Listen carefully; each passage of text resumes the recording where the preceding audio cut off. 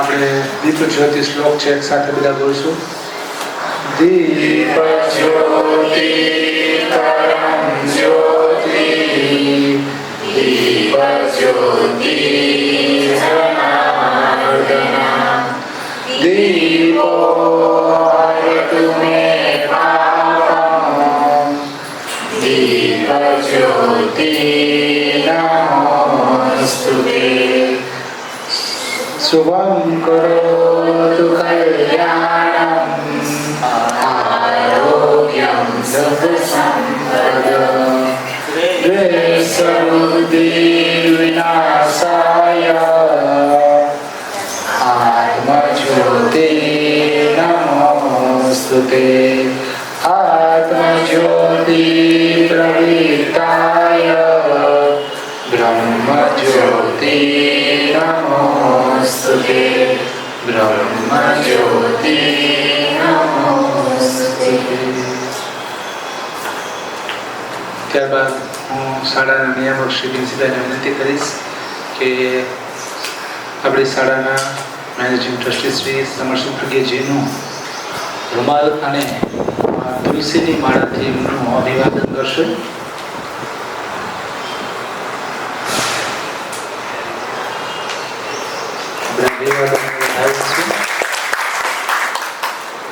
હર હંમેશા આપને માર્ગદર્શન મળતું રહે છે. આપણા પીઠબળ મનોબળ એવા સમરસિંહ પ્રજ્ઞજીનું સ્વાગત કરીએ છીએ, આપ કહીએ છીએ. આપણે વિલંબ ન કરતા આગળના કાર્યક્રમનો દોર પ્રિન્સિપાલને વિનંતી કરું કે થોડી આજે આપણી સેશન છે એના અનુરૂપ થોડું એનો હેતુ રજૂ કરે.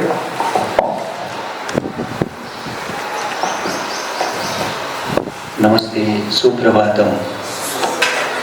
મજામાં? મજામાં?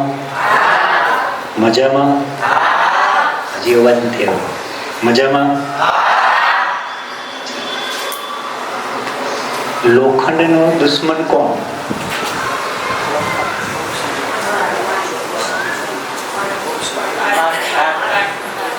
લોખંડનો દુશ્મન કોણ? પાણી, કાટ, પછી હવા, પછી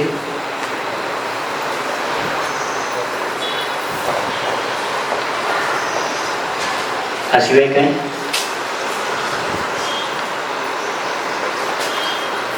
લોખંડનો દુશ્મન એ પોતે જ. આજે આવી જ વાતો આપણું મહાન કાવ્ય રામાયણના એક એક પ્રસંગો જે કંઈ બન્યા છે, આ પ્રસંગોમાં તમે એક એક જગ્યાએ જુઓ તો કાં પોતે અને કાં પોતાનો પરિવાર, એના જ કારણે આખી રામાયણ બની છે. દશરથજીને વરદાન માંગવાનું કોણે કહ્યું? એને કોણે કહ્યું? મંથરા. બધા ક્યાંના હતા? પોતાના જ પરિવારના. વાલીનું મૃત્યુ થયું કોના કારણે? કોણ હતું? ભાઈ. આવો દાખલો તમે કોઈ કહેશો? હજી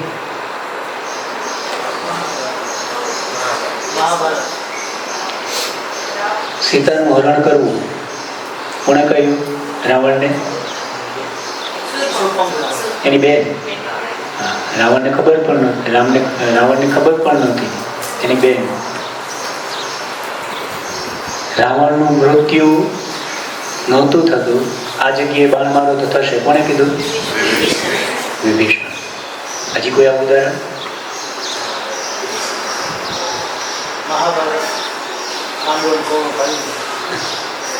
હવે આપણે આપણી ઉપર નજર કરવાની છે.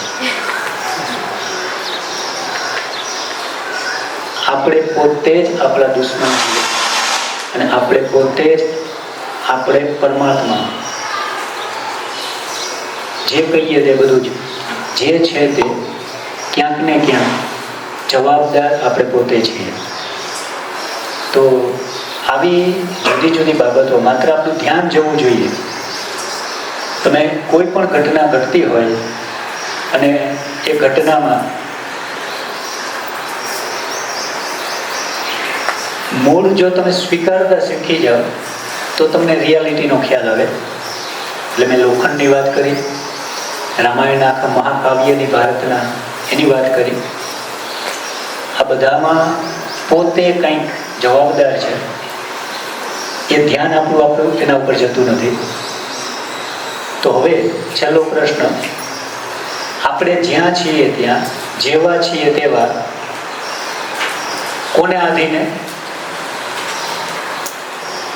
આપણે જ્યાં છીએ જેવા છે એવા આપણા મિત્રો વધારે છે, આપણે રૂપિયાવાળા છીએ, આપણે રૂપિયાવાળા નથી, જે કંઈ છીએ એ કોના આધારે?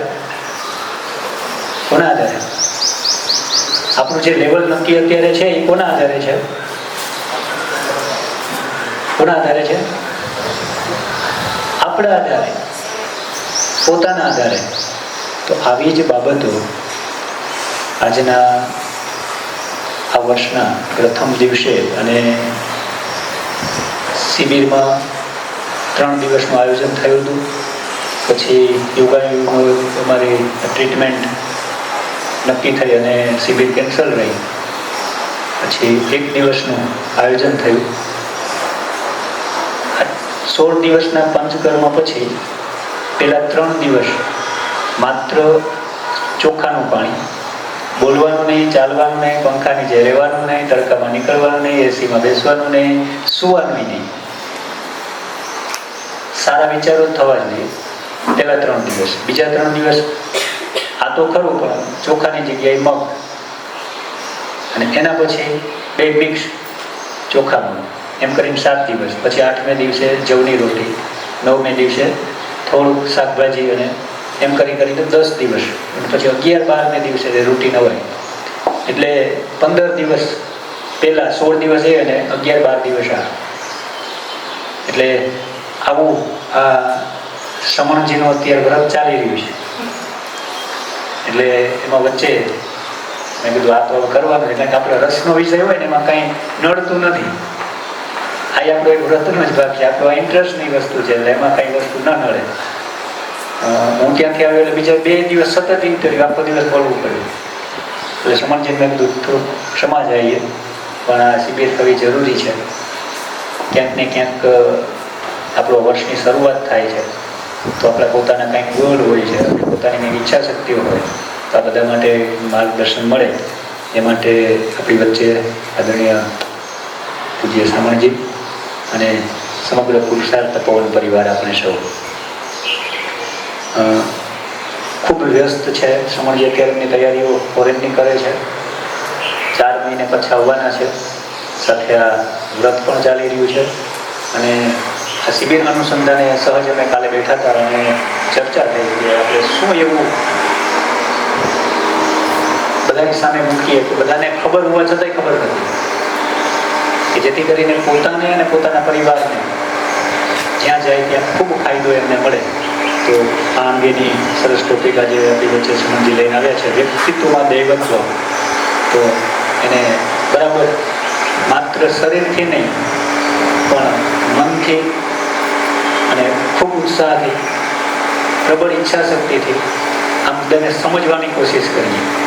જરૂરી નથી કે અહીં જેટલું છે એટલું બધું જ તમે સમજવાના છો, પણ તમારી બધાની પ્રબળ ઈચ્છા શક્તિ હશે તો મને એવું લાગે છે કે આ મુદ્દાથી તમે ઘણું બધું મેળવી શકવાના છો જ્યાં હશો ત્યાં. મેળવવાનું શું છે કે આપણી પ્રતિષ્ઠા, આપણે પૈસો, આપણે સુખ, આ મેળવવાનું છે. તો એ કેવી રીતે મળે એનો જવાબ આ બધામાં છે. એટલે ફરીથી શ્રમણજીનું સ્વાગત છે, પ્રણામ વંદન, અને આપણે સૌ આમાં પૂરા મનથી ઇન્વોલ્વ થઈએ. અત્યાર સુધીની મજા આવી છે તો 2 હાથ ઊંચા કરીને કયો જોઈએ મજા આવી છે. હાર્દિકભાઈ તમે હતા નહીં, ક્યાં કયો છો? બોલો. સરસ. તો સમરજીને માઇક શોધીએ. આજની 1 દિવસની શિબિર નો પ્રેક્ટિકલ પાર્ટ નાસ્તા પહેલા પૂરો થયો. થોડું ધીમે નાસ્તા પહેલા પ્રેક્ટિકલ પાર્ટ લગભગ પૂરો થયો. હવે થોડુંક સમજણ ઉપર આધારિત આજના વિષય ઉપર આપણે ચર્ચા કરીએ એના પહેલા પ્રેક્ટિકલ પ્રક્રિયાનો એક પાર્ટ બાકી છે. એનું નામ છે મેડિટેશન. પહેલા આપણે એ કરીશું, પછી આપણે આજના વિષયમાં પ્રવેશ કરીશું. કાલે હું તપોવનના બાળકો સાથે વાત કરતો હતો વન ઓન વન. એટલે દીકરીએ પૂછ્યું કે આ ધ્યાન એટલે વળી શું? આ ધ્યાન કોને કહેવાય? ઘણી વાર આપણે રોજ ધ્યાન કરતા હોઈએ, ધ્યાનમાં બેસતા હોઈએ, પણ ધ્યાન એટલે શું એ ખબર ન હોય. હવે ખબર ન હોય તો શું કરતા હોય એ જ ખબર ન હોય. એટલે ધ્યાનનો અર્થ છે જાગૃતિ. યાદ રાખજો, ધ્યાનનો અર્થ છે અવેરનેસ. ધ્યાનનો અર્થ છે સભાનતા. ધ્યાનનો અર્થ છે તમે જે કંઈ કરો છો એના પ્રત્યે તમારી પૂરી જાગૃતિ રહેવી જોઈએ. અથવા બીજી ભાષામાં કહીએ તો તમે શરીરથી જે કંઈ કરો છો એમાં તમારું મન પરોવાયેલું રહેવું જોઈએ. એનું નામ ધ્યાન. આવું થતું નથી. આપણે જે શરીરથી કામ કરીએ છીએ એમાં આપણું મન પરોવાયેલું હંમેશા રહેતું નથી. જમતી વખતે ધ્યાન જમવામાં જ રહે કે વિચારો આવે? બોલો, આના બધા વિચારો આવે કે જમવામાં રહે? ગાડી ચલાવતા, મોટરસાયકલ ચલાવતા ધ્યાન ડ્રાઇવિંગમાં જ રહે કે વિચારો ચાલતા હોય? વિચારો ચાલતા હોય. તમે લેક્ચર લેતા હોય ત્યારે પૂરું ધ્યાન લેક્ચર લેવામાં હોય કે વચ્ચે વચ્ચે કંઈક મારે જે પેન્ડિંગ કામ કરવાનું છે એના વિકલ્પ ક્યારેક ક્યારેક આવે કે નહીં? આવે. સ્નાન કરતી વખતે ધ્યાન બાથરૂમમાં જ હોય કે બાથરૂમની બહાર હોય? ધ્યાન સ્નાન કરતી વખતે શરીર બાથરૂમમાં છે, મન બાથરૂમમાં કે બહાર? બહાર. શરીર અંદર, મન બહાર. એટલે એનો અર્થ એ થયો કે આપણે કોઈ પણ વસ્તુ ધ્યાનથી કરતા નથી. આ નથી કરતા એ દરેક વસ્તુ જો મન પરોવીને કરવું હોય તો શું કરવું પડે? ધ્યાન દઈને કરવું પડે. ધ્યાનથી કરો તો દરેક કામ ધ્યાનથી થાય. ઘણા લોકો જેને ધ્યાન પ્રત્યે બહુ એલર્જી હોય ને, એલર્જી સમજી ગયા ને? ઘણા ધ્યાન પ્રત્યે એલર્જી હોય. આ એક એલર્જીનો નવો પ્રકાર છે, મેડિકલ સાયન્સમાં નથી. આ યોગ સાયન્સની એલર્જી છે. ઘણા ધ્યાનમાં આમ એલર્જી હોય, એના નામથી ચીડ ચડે. એટલે શું કરે? પાછા બીજા લેક્ચર આપે. આવા લોકો પાછા વક્તા હોય, બીજાને શું શીખવાડે? ધ્યાન કરવાની જરૂર નથી, ધ્યાન રાખવાની જરૂર છે. કે પોતાનાથી થતું ન હોય એટલે દુનિયાને પણ એવું શીખવાડે ધ્યાન આંખ બંધ કરીને કરવાની જરૂર નથી, જે કરો એમાં ધ્યાન રાખતા જાઓ. હવે સાંભળવા વાળા જેમ ધ્યાન કરવું હોય એને મજા પડી જાય કે આ તો સારું, ધ્યાન કરવાની જરૂર નથી, આપણે જે કરીએ એમ ધ્યાન રાખવાનું. પણ એ કોઈ નથી પૂછતું કે જે કરો છો એમાં ધ્યાન રહે છે ખરું? નથી રહેતું. મેં તમને 3-4 પ્રશ્ન પૂછ્યા, શેમાંય આપણું ધ્યાન રહેતું નથી. તો કેમ નથી રહેતું? કેમ કે ધ્યાન આંખ બંધ કરીને જે કરવું જોઈએ સ્પેશિયલ પ્રેક્ટિસ એ કરતા. એટલે ધ્યાનથી કરતા આવડી જાય ને તો દરેક કામ ધ્યાનથી કરતા આવડી જાય. આ નિયમ છે. તો આપણે થોડી વાર ધ્યાનથી કરશું. બરાબર? 2 જ પ્રયોગ કરવાના છે. 10 જ મિનિટ કરીશું. 2 જ પ્રયોગ. પહેલો પ્રયોગ છે જે પ્રયોગમાં ક્યાંય કોઈ વસ્તુ બહારથી લાવવાની જરૂર નથી. બે વસ્તુ ધ્યાન કરવા માટે જોઈએ, એક શ્વાસ જોઈએ, એક મન જોઈએ. પૂછી લો, શ્વાસ બધા લઈને આવ્યા છે ને? ઘણા ભૂલ જ પડે ને, ભૂલી જાય, રૂમમાં મૂકીને આવે. શ્વાસ બધા બસ ચાલુ છે ને? અચ્છા, મન છે, મન પણ છે, શ્વાસ પણ છે. તો ધ્યાન કરવામાં વાર કેટલી? એટલું જ કરવાનું છે કે જે મન અને શ્વાસ બે અલગ અલગ જગ્યાએ કામ કરે છે એ બેયને ભેગા કરી દેવાના. આનું નામ ધ્યાન. જ્યાં જ્યાં શ્વાસ ત્યાં ત્યાં મન, આનું નામ ધ્યાન. બોલો તો બધા.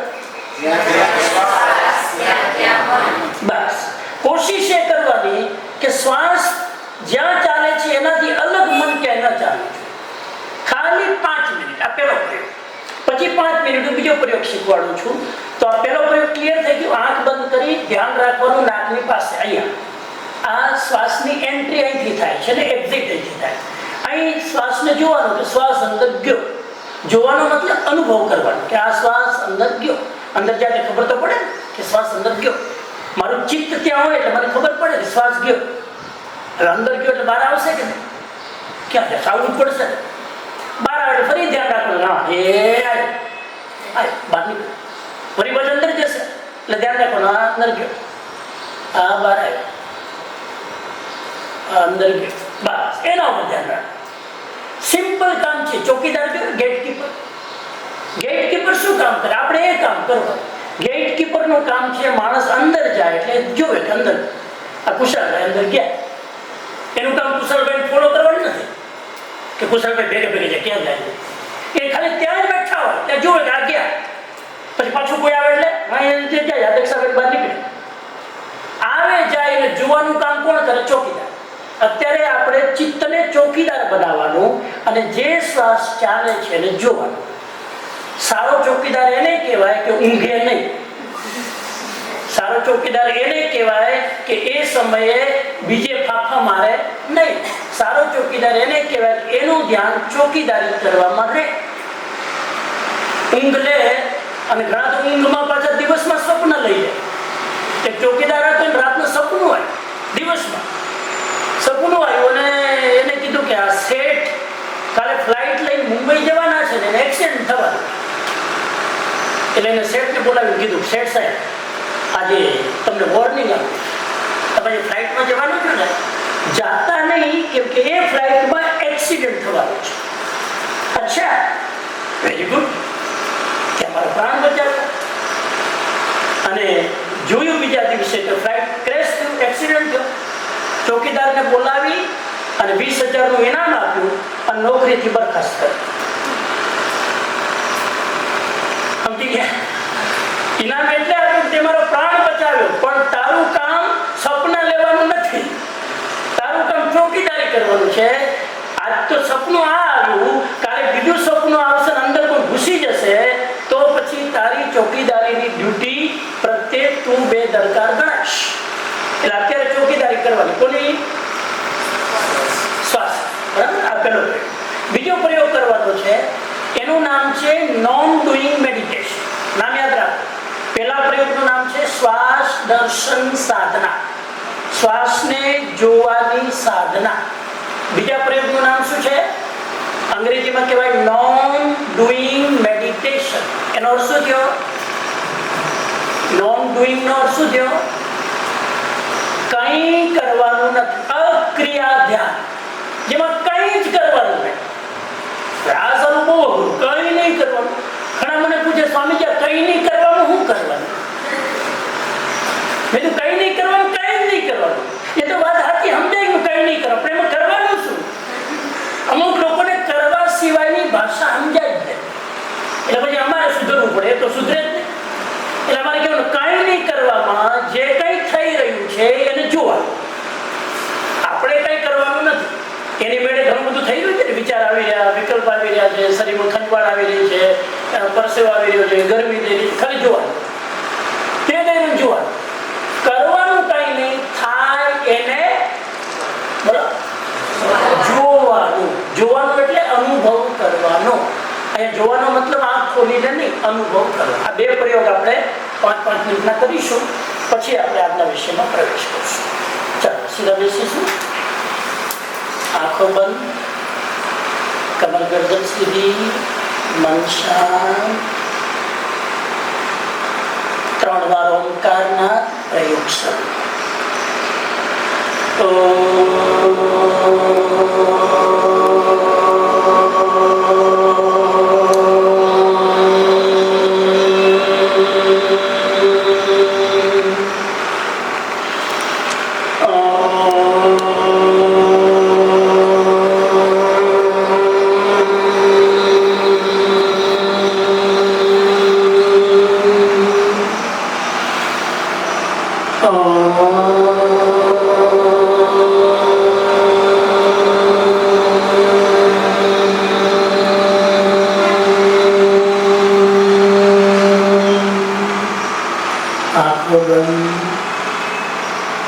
બોડી રિલેક્સ,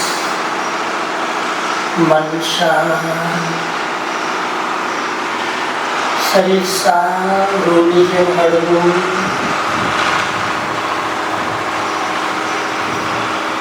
શરીર રૂની જેમ હળવું. ચિત્તને નાકની પાસે એકાગ્ર કરો. ત્યાં આવતા જતા શ્વાસને જો અનુભવ કરો. કોઈ કલ્પના નહીં, સંકલ્પ વિકલ્પ નહીં, માત્ર જે શ્વાસ ચાલી રહ્યો છે તેને મહેસૂસ કરો.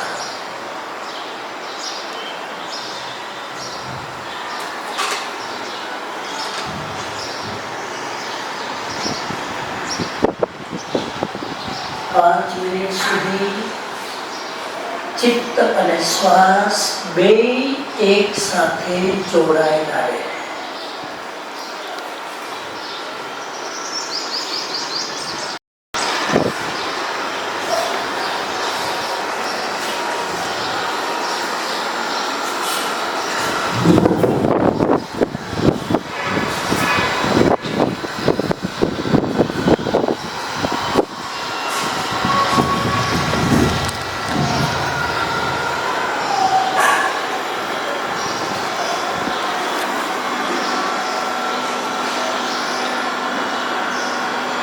જાણતા અજાણતા શરીર હાલે નહીં.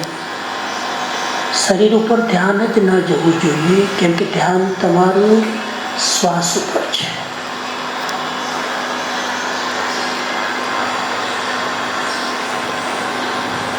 શ્વાસ પર એટલી એકાગ્રતા કે શરીરનું ભાન ભૂલી જવાય.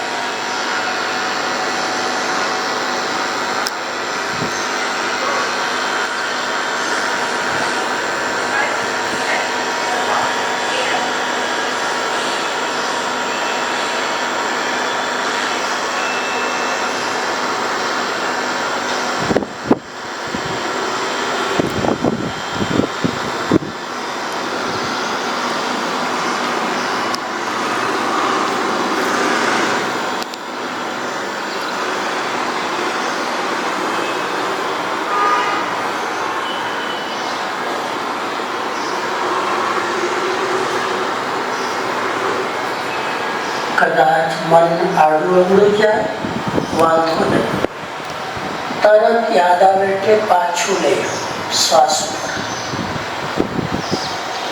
આજ પ્રેક્ટિસ કરવાની છે. મન જાય પાછું લાવો, વળી જાય પાછું લાવો. કેટલું જલ્દી પાછું લાવી શકો છો એ તમારી જાગૃતિ છે, અવેરનેસ.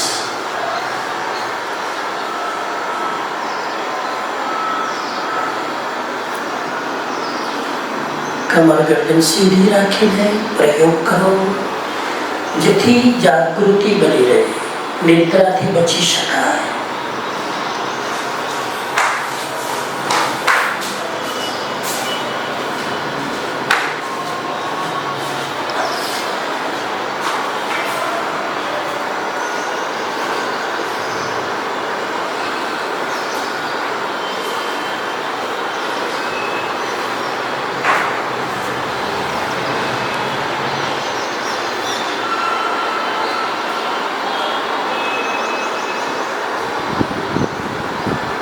વિચારો આવે તો ભલે આવે, પણ એની ચેન નહીં બનાવો. એને જાગૃતિથી બ્રેક કરો ચેનને. ફરી ધ્યાન શ્વાસ પર લઈ.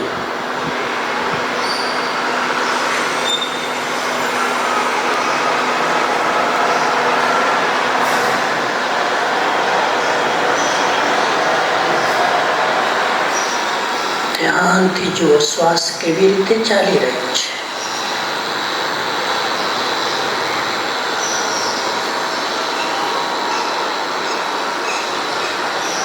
શ્વાસની પ્રક્રિયાને ફીલ કરો.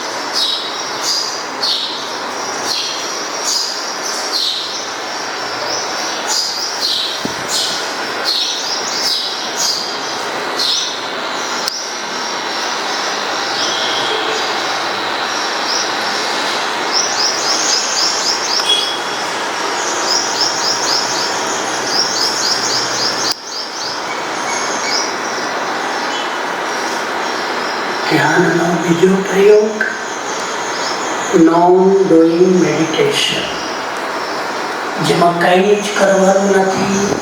ચલાવીને એની મેળે જે કંઈ થઈ રહ્યું હોય શરીરમાં, મનમાં, ભાવોમાં, આજુબાજુ, એના પ્રત્યે સાક્ષી ભાવ રાખો. માત્ર જુઓ.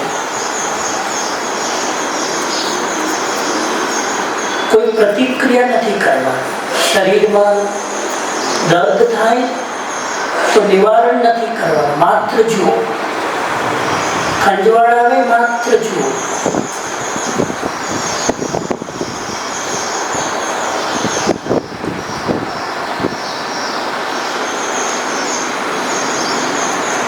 શારીરિક સ્થિતિ કમ્ફર્ટેબલ ન હોય, માત્ર જુઓ, બદલવાનું નહીં. મનમાં જે કંઈ થઈ રહ્યું હોય, વિચારોનું ઉથલ પથાલ જુઓ.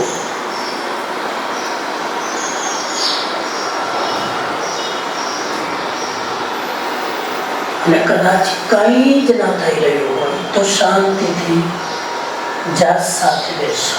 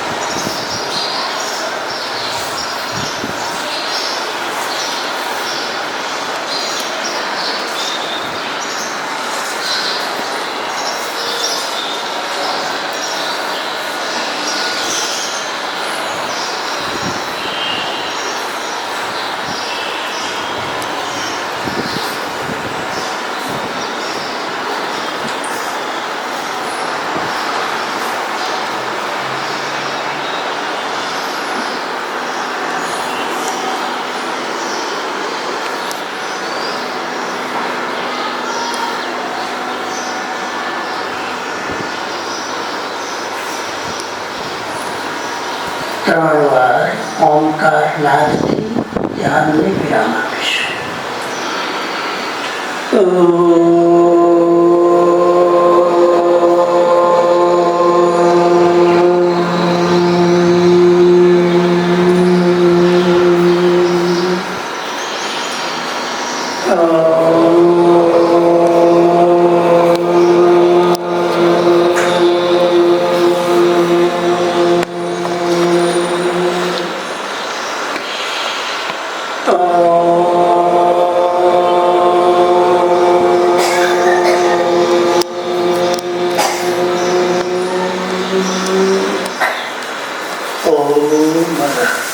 હાથે ગરમ કરી આટો પ્રેસ કરીશું.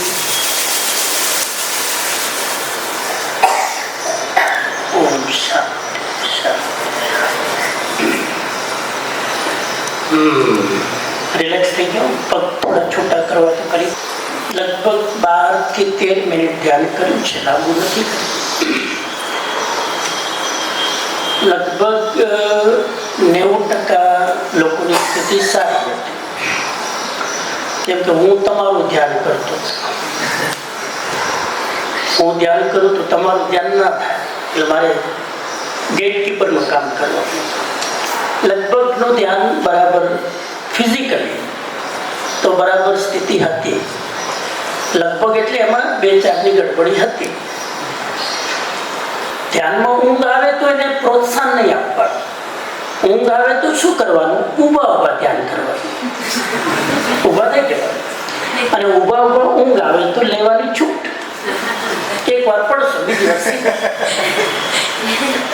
તો એને પ્રોત્સાહન નહીં આપવાનું. ઊંઘ આવે છે તો 2 કામ ભેગા થાય નહીં, એને તોડવાનું. ઊભા થઈ જાય એટલે 5 મિનિટમાં ઊંઘ તૂટી જાય, વળી બેસી જવું છે. ચાલો, તો આજે આપણે ચાલુ કરીએ. કોપી પેન બધાની પાસે હશે જ. આજનું આ શિબિર બહુ જ મહત્વની છે, એટલે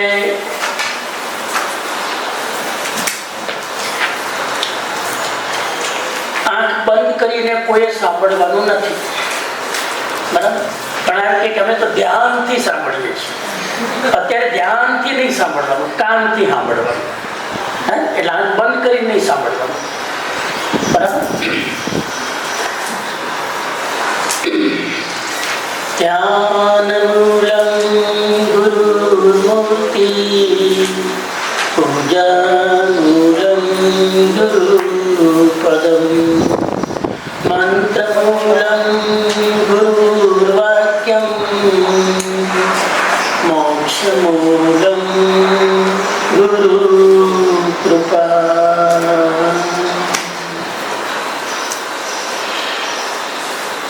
આજની શિબિરમાં ઉપસ્થિત માનનીય નિયામક trustee Shri Bensibhai, principal Shri Kushal sir, Daksha madam અને સૌ શિક્ષક મિત્રો અને સ્ટાફ મિત્રો, એક ગામની બહાર એક મંદિરનું નિર્માણ થઈ રહ્યું હતું અને ખૂબ બધા કારીગરો મંદિરનું નિર્માણ કરી રહ્યા હતા. મજૂર, શિલ્પી, કારીગરો, કલાકારો મંદિરનું ઘડતર કરી રહ્યા હતા. એક રાહગીર ત્યાંથી પસાર થયો, એના દ્રશ્ય જોયું અને જિજ્ઞાસા જાગી. એમાંથી સિલેક્ટેડ લોકોને બોલાવીને પૂછ્યું. એક મજૂરને પૂછ્યું કે તમે શું કરો છો? તો પેલા મજૂરે જવાબ આપ્યો કે તમને દેખાતું નથી, ભાન નથી પડતી, હું પથ્થર તોડી રહ્યો છું. હું પથ્થર તોડી રહ્યો છું. પરસેવા સાથે રેબ છે, મનમાં ભાર, ટેન્શન, અને જવાબ આપે છે હું પથ્થર તોડી રહ્યો છું. બાજુમાં બીજો મજૂર હતો, એને પૂછ્યું તું શું કરે છે? પાપી પેટ માટે રોજી રોટી કમાઉં છું. ત્રીજા મજૂરને પૂછ્યું, તું શું કરે છે? परमात्मा का मंदिर बना रहा। एक ज मंदिर, एक ज काम, एक ज औजार साधनो, एक ज फील्ड, एक ज वातावरण, एक ज जॉब, छता पण त्रणेना जवाब अलग अलग। एनो अर्थ ये थयो કે કામ ગમે તે હોય, તમારો દ્રષ્ટિકોણ જો બરાબર ના હોય તો તમારો જવાબ એ કામ પ્રત્યે બદલાય છે। એને વેતરું કરવાનું છે, એના માટે મંદિર બનાવવું એટલે પથ્થર તોડવા। જેના માટે પૈસા જ જિંદગીનું લક્ષ્ય છે, મહિનાની છેલ્લી તારીખ જ જેને દેખાય એના માટે હાર્ડવર્ક કરવું, જોબ કરવો એ માત્ર પૈસા કમાવાનું સાધન છે। અને જે વ્યક્તિની દ્રષ્ટિ આર્ટની છે, જે વ્યક્તિની દ્રષ્ટિ કંઈક સમાજને આપવાની છે, જે વ્યક્તિની દ્રષ્ટિ ઓનલી ફિઝિકલ હાર્ડવર્કની નથી, પણ કંઈક મારી ક્રિએટિવિટીથી હું સમાજને કંઈક આપું એવો જેનો ઉત્સાહ છે, એની દ્રષ્ટિમાં મજૂરી કરવી મહત્વની નથી, પથ્થર તોડવા મહત્વના નથી, એની દ્રષ્ટિમાં પરમાત્માની પ્રતિમા બનાવવી એ મહત્વની છે। તો નંબર 1, તમારો દ્રષ્ટિકોણ કેવો છે એના ઉપરથી તમારા કામની મૂલ્યવત્તા નક્કી થાય। અને બીજી વસ્તુ, તમે કોઈ પણ કામ જો શ્રેષ્ઠ ભાવથી કરો તો તમારું કામ પોતે ઉત્સવ બની જાય છે। અને જે કામ ઉત્સવ બની જાય, જે કામ પછી નૃત્ય બની જાય, જે કામ પછી ફન બની જાય, એનો થાક લાગતો નથી। તો આજે હું શિક્ષકોની વચ્ચે અને કર્મચારીઓ વચ્ચે આજની શિબિર લઈ રહ્યો છું, ત્યારે આ વાતથી એટલા માટે શરૂઆત કરું છું કે જિંદગીમાં દેહ મળ્યો છે, જીવન મળ્યું છે, એટલે કામ તો કરવાનું જ છે। ભગવદ્ ગીતામાં ભગવાન કૃષ્ણ કહે છે, યોગી પણ પ્રવૃત્તિ વગર રહી શકતો નથી। જ્યાં સુધી શરીર છે ત્યાં સુધી શરીર નિર્વહન માટે પ્રવૃત્તિ અનિવાર્ય છે। પણ એ પ્રવૃત્તિ કઈ વૃત્તિથી કરો છો એના ઉપરથી તમારી પ્રવૃત્તિ યા તો વિકૃતિ બને યા તો તમારી પ્રવૃત્તિ ઉત્સવ બને। આજે મારી સામે લગભગ બંને ગ્રુપ છે, 80-90% બધા જૂનો સ્ટાફ છે, 5-7% થોડા નવા ચહેરા પણ દેખાઈ રહ્યા છે। પુરુષાર્થ સ્કૂલની આ સ્ટ્રેટેજી રહી છે કે અવારનવાર ટીચર્સની ટ્રેનિંગ થવી જોઈએ, સ્ટાફની ટ્રેનિંગ થવી જોઈએ।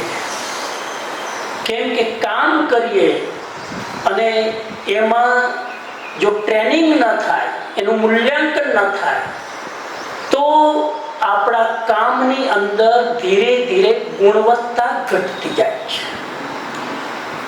આજે તમે આખા ભારતીય સમાજ ઉપર દ્રષ્ટિ કરજો, ટીચરોની એટલી બધી માંગ છે અને ટીચરો પણ એટલા બધા છે, પણ સારા ટીચર નથી। કોઈ પણ ફિલ્ડમાં સારા માણસોનો અભાવ છે, કોઈ પણ ફિલ્ડમાં। તમારી પુરુષાર્થની હું એડ અવારનવાર જોતો હોઉં છું, ટીચર જોવે છે, ચોકીદાર જોવે છે, આ જોવે છે। અને એક બાજુ આપણે ફરિયાદ કરીએ છીએ કે આ મોદી સાહેબ રોજગાર નથી આપતા ને આજીવિકા નથી મળતી, નોકરી નથી મળતી। જોઈએ એટલી નોકરી છે, જોઈએ એટલી અત્યારના સમયમાં દરેક ફિલ્ડમાં નોકરી છે, પણ લોકોને ગુણવત્તા સાથે કામ કરવું નથી. એવી નોકરી જોઈએ છે કે કામ કરવું ન પડે અને પગાર તગડો મળે. આ ભારતીય લોકોની માનસિકતા છે. આ માનસિકતા ક્યાંથી જન્મી, આના ઉપર બહુ વિચાર કરવો પડશે. અને આજે મારો વિષય એટલો બધો લાંબો છે. આ વિષય મને ભીમસિંહભાઈ આપ્યો છે અને 2 દિવસથી હું એની પાછળ લાગેલો. મારા માટે નવો ટોપિક એટલે ઇમ્પોર્ટન્ટ છે કે એ બાને હું આળસુ ન થાઉં. જૂનો ટોપિક હોય તો આપણે મહેનત ન કરવી પડે. એટલે નવો ટોપિક હોય તો માણસ વધારે જાગૃત થાય, એ વિષય ઉપર વિચારતો થાય. એટલે બહુ જ લાંબો વિષય છે અને એક મુદ્દો ઇમ્પોર્ટન્ટ છે, ચૂકતા નહીં એવું મારું પર્સનલ અંગત માનવું છે. ક્યાંય ચૂકતા નહીં. આ દરેક મુદ્દા આપણી લાઈફ સાથે ક્યાંક ને ક્યાંક કનેક્ટેડ છે. એ ભાવ સાથે હું વિષયની શરૂઆત કરું છું. આજનો વિષય છે વ્યક્તિત્વમાં દેવત્વ. તો સૌથી પહેલા તો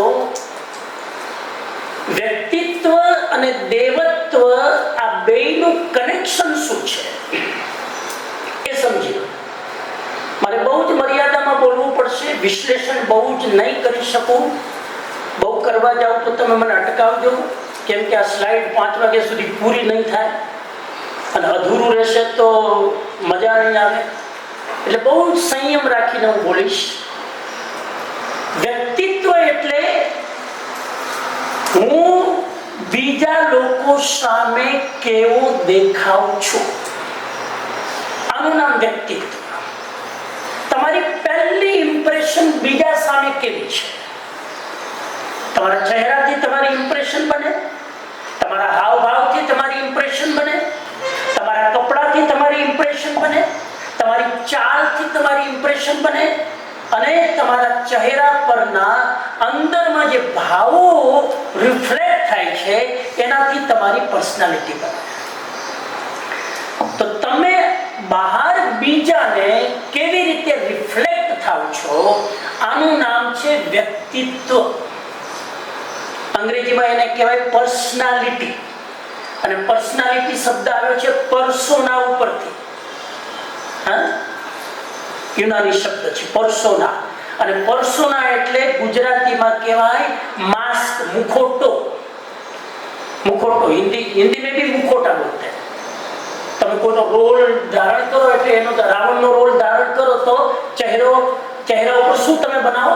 રાવણનો ચહેરો તમે ઢાંકો. આ વ્યક્તિત્વ છે. બીજા સામે દેખાવ છો એ અંદર એવા નથી તમે. વ્યક્તિત્વમાં અંદર એવા તમે નથી. સમજાય તમારી વાત? બહાર દેખાવું અલગ વસ્તુ છે અને અંદર એવા હોવું એ અલગ વસ્તુ છે. કોઈ પણ માણસ અંદર જેવો છે એવો બહાર દેખાતો નથી.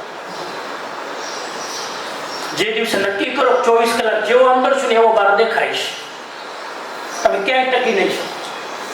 જેવો અંદર ફિલિંગ થાય એવું હું બોલીશ, ક્યાંય ટકી નહીં શકો. એટલે બહાર બીજાને ધ્યાનમાં રાખીને હું મારા વર્તન, વ્યવહાર અને મારી વાણીને ફેરફાર કરું છું. આ વ્યક્તિત્વ છે. અંદરમાં એ નથી. એટલે વ્યક્તિત્વ જે બહાર તમે પ્રગટ થાઓ છો એનું નામ ક્લિયર. દૈવત્વ શું છે? દૈવત્વનો મતલબ છે તમે અંદર શું છો, તમારી અંદર કયું સત્વ છે, તમારી અંદર કયો ભાવ છે, તમારી અંદર કઈ વૃત્તિ છે, આનું નામ છે દૈવત્વ. હવે અહીંયા પેલા સ્લાઇડ પહેલી મૂકી છે, વાંચું છું. આ ગુણની વ્યાખ્યા કરવી મુશ્કેલ છે. કયા ગુણની? બરાબર મારી સાથે ચાલજો, મને સપોર્ટ કરજો, હું પૂછું તે બોલજો. દૈવત્વની શબ્દોમાં વ્યાખ્યા કરવી મુશ્કેલ છે, કેમ કે દૈવત્વ વ્યક્તિત્વની જેમ દેખાતું નથી. દેખાય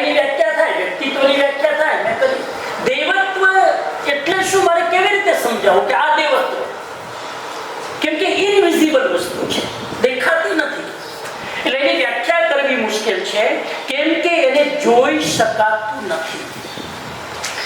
એ આત્માની જેમ અદ્રશ્ય છે. બરાબર? એક એક મુદ્દો વિચારીને હું લઈને આવ્યો છું, સમજો. આત્મા જેમ અદ્રશ્ય છે ને, એમ દેવત્વ પણ અદ્રશ્ય છે, દેખાતું નથી. બરાબર? અહીંયા કનેક્શન તમારું રાખજો, નહીં તો કંટાળો આવશે. આ વિષય બહુ ગંભીર અને સિરિયસ છે, છતાં તેને અનુભવી શકાય છે. જેને જોઈ ન શકાય તેને અનુભવી શકાય. શ્વાસને જોઈ ન શકાય, અનુભવી શકાય. ફૂલની સુગંધને જોઈ ન શકાય, અનુભવી શકાય. એમ આને અનુભવી શકાય છે. અને અનુભવી શકાય તો એનો અર્થ એ થયો કે જેને અનુભવી શકાય એને સૂક્ષ્મ દ્રષ્ટિથી પારખી પણ શકાય. પારખી શકાય. થોડી દ્રષ્ટિ સૂક્ષ્મ જોઈએ, સ્થૂળ દ્રષ્ટિથી નહીં પરખાય. પેનિટ્રેટ દ્રષ્ટિ હશે તો તમે પારખી શકશો. અને એની સુગંધ પણ લઈ શકાય. દેવત્વની સુગંધ આવે. હું તમને સમજાવીશ કે દેવત્વની પણ સુગંધ હોય. અમુક લોકોની સાથે, અમુક લોકોને તમે મળો ને તો એમ લાગે કે કોઈ દેવત્વની સાથે તમે છો. તમે પ્રગટ ન કરી શકો, એને ફિઝિકલી મેઝરમેન્ટ ન કરી શકો, પણ એની સાથે રહો એટલે તમને ફીલ થાય કે તમે કોઈ દૈવત તત્વ સાથે કનેક્ટ થયા છો. તો એની સુગંધ લઈ શકાય દેવત્વની. વ્યક્તિના વ્યક્તિત્વમાં આ દૈવત કેન્દ્ર સ્થાને છે. તમારી પર્સનાલિટી, મેં કીધું કે પર્સનાલિટી કોને કહેવાય? એ પર્સનાલિટીના સેન્ટરમાં શું હોવું જોઈએ? દેવત્વ.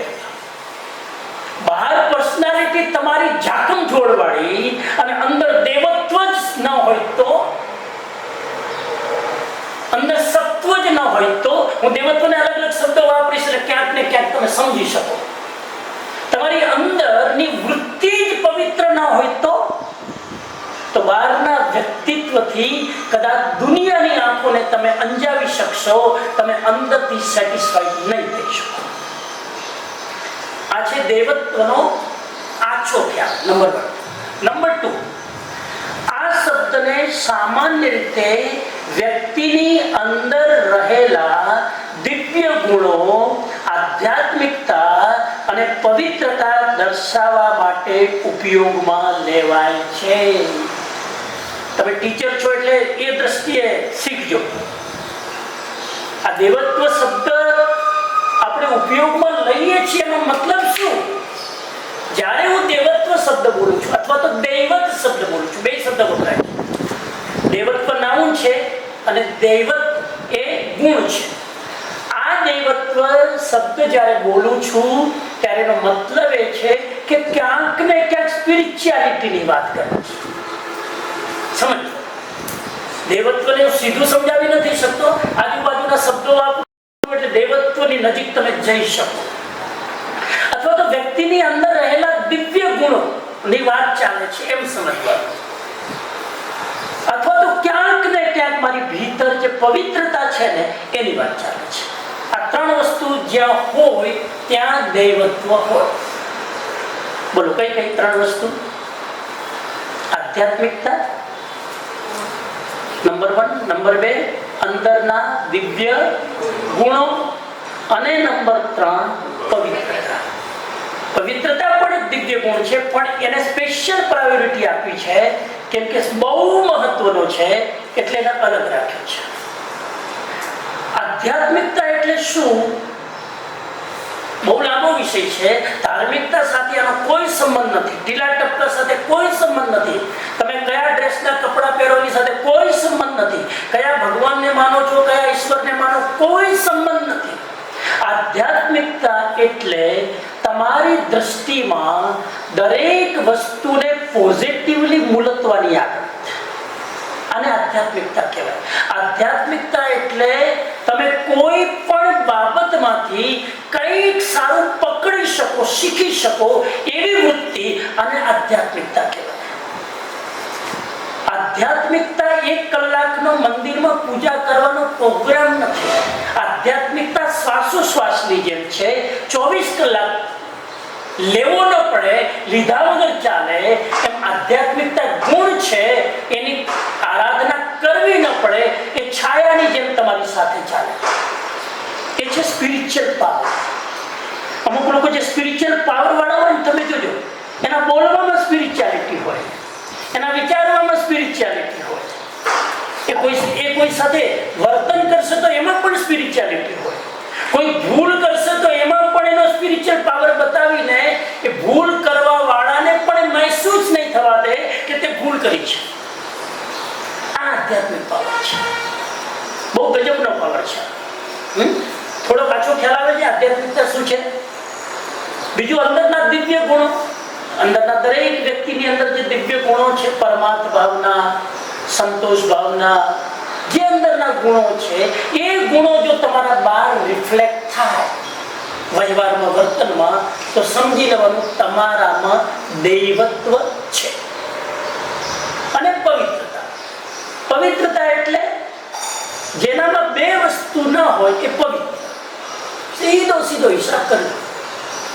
આપેલા જીવન વિદ્યામાં બધી વસ્તુની વ્યાખ્યા હોય ને, એમને આની હા વ્યાખ્યા જ માઇન્ડમાં સેટ કરલો. પવિત્રતા એટલે શું? જેનામાં દોષ દ્રષ્ટિ ન હોય અને જેનામાં દ્રષ્ટિ દોષ ન હોય, આ પવિત્ર.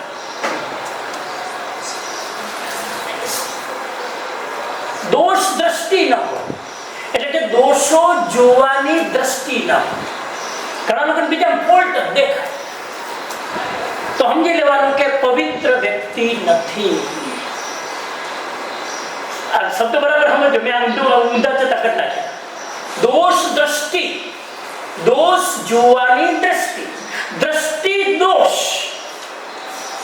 તમારી આંખમાં વિકાર છે, કોઈકને જોઈને તમારું મન ભાવુક થઈ જાય છે, કોઈકને જોઈને તમે પ્રભાવિત થઈ જાઓ છો, આકર્ષિત થઈ જાઓ છો. દ્રષ્ટિમાં દોષ છે. આપણે કહીએ ને કે એની નજર બરાબર નથી. સાવ વ્યવહારમાં આપણે શું કહીએ, પેલા છોકરાની નજર બરાબર, એનો મતલબ કે એની આંખમાં વિકાર છે. આનો સંબંધ છે કામ વિકાર સાથે. એક પુરુષની દ્રષ્ટિ બરાબર ના હોય તો એને સ્ત્રીની જોવાની એની નજર અલગ જ હશે. એ વ્યક્તિ તરીકે સ્ત્રીને નહીં જોવે, પણ પોતાની કામુક વૃત્તિ સાથે, સેક્સ્યુઅલ ડિઝાયર સાથે એ વ્યક્તિને જોશે. આ કામુક વૃત્તિ છે ને, એને કહેવાય દ્રષ્ટિ દોષ. એની દ્રષ્ટિમાં દોષ છે. કયો દોષ છે? વ્યક્તિને વ્યક્તિ તરીકે નથી જોતો, પોતાની કામ વાસના પૂરી કરવાની દ્રષ્ટિએ જોવે છે. એટલે આપણી ભારતીય પરંપરામાં ઋષિઓએ સિદ્ધાંત આપ્યો કે પતિ સિવાય અને પત્ની સિવાય મારાથી જે ઉંમરમાં મોટા એ મારા પિતા તુલ્ય અને મારાથી ઉંમરમાં નાના એ મારા ભાઈ તુલ્ય. આ દ્રષ્ટિ પવિત્રતા કેળવવા માટે છે.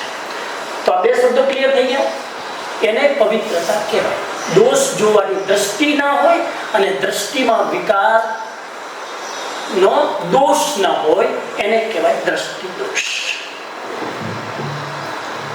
હું દેવત્વ સમજાવી રહ્યો છું. થોડો ખ્યાલ આવી રહ્યો છે કે આ દેવત્વ શું છે?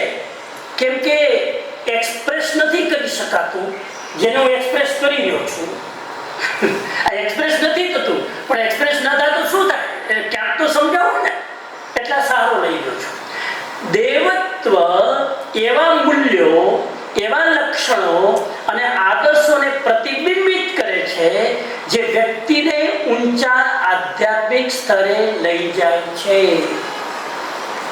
આ પીપીટી કોઈને મળવાની નથી, પહેલા કહી દો. જ્યારથી આ પીપીટી નું સંશોધન થયું ને, ત્યારથી લોકોમાં આળસનું ઉત્પાદન થયું. કોણ લખે પીપીટી મળી જશે? ના.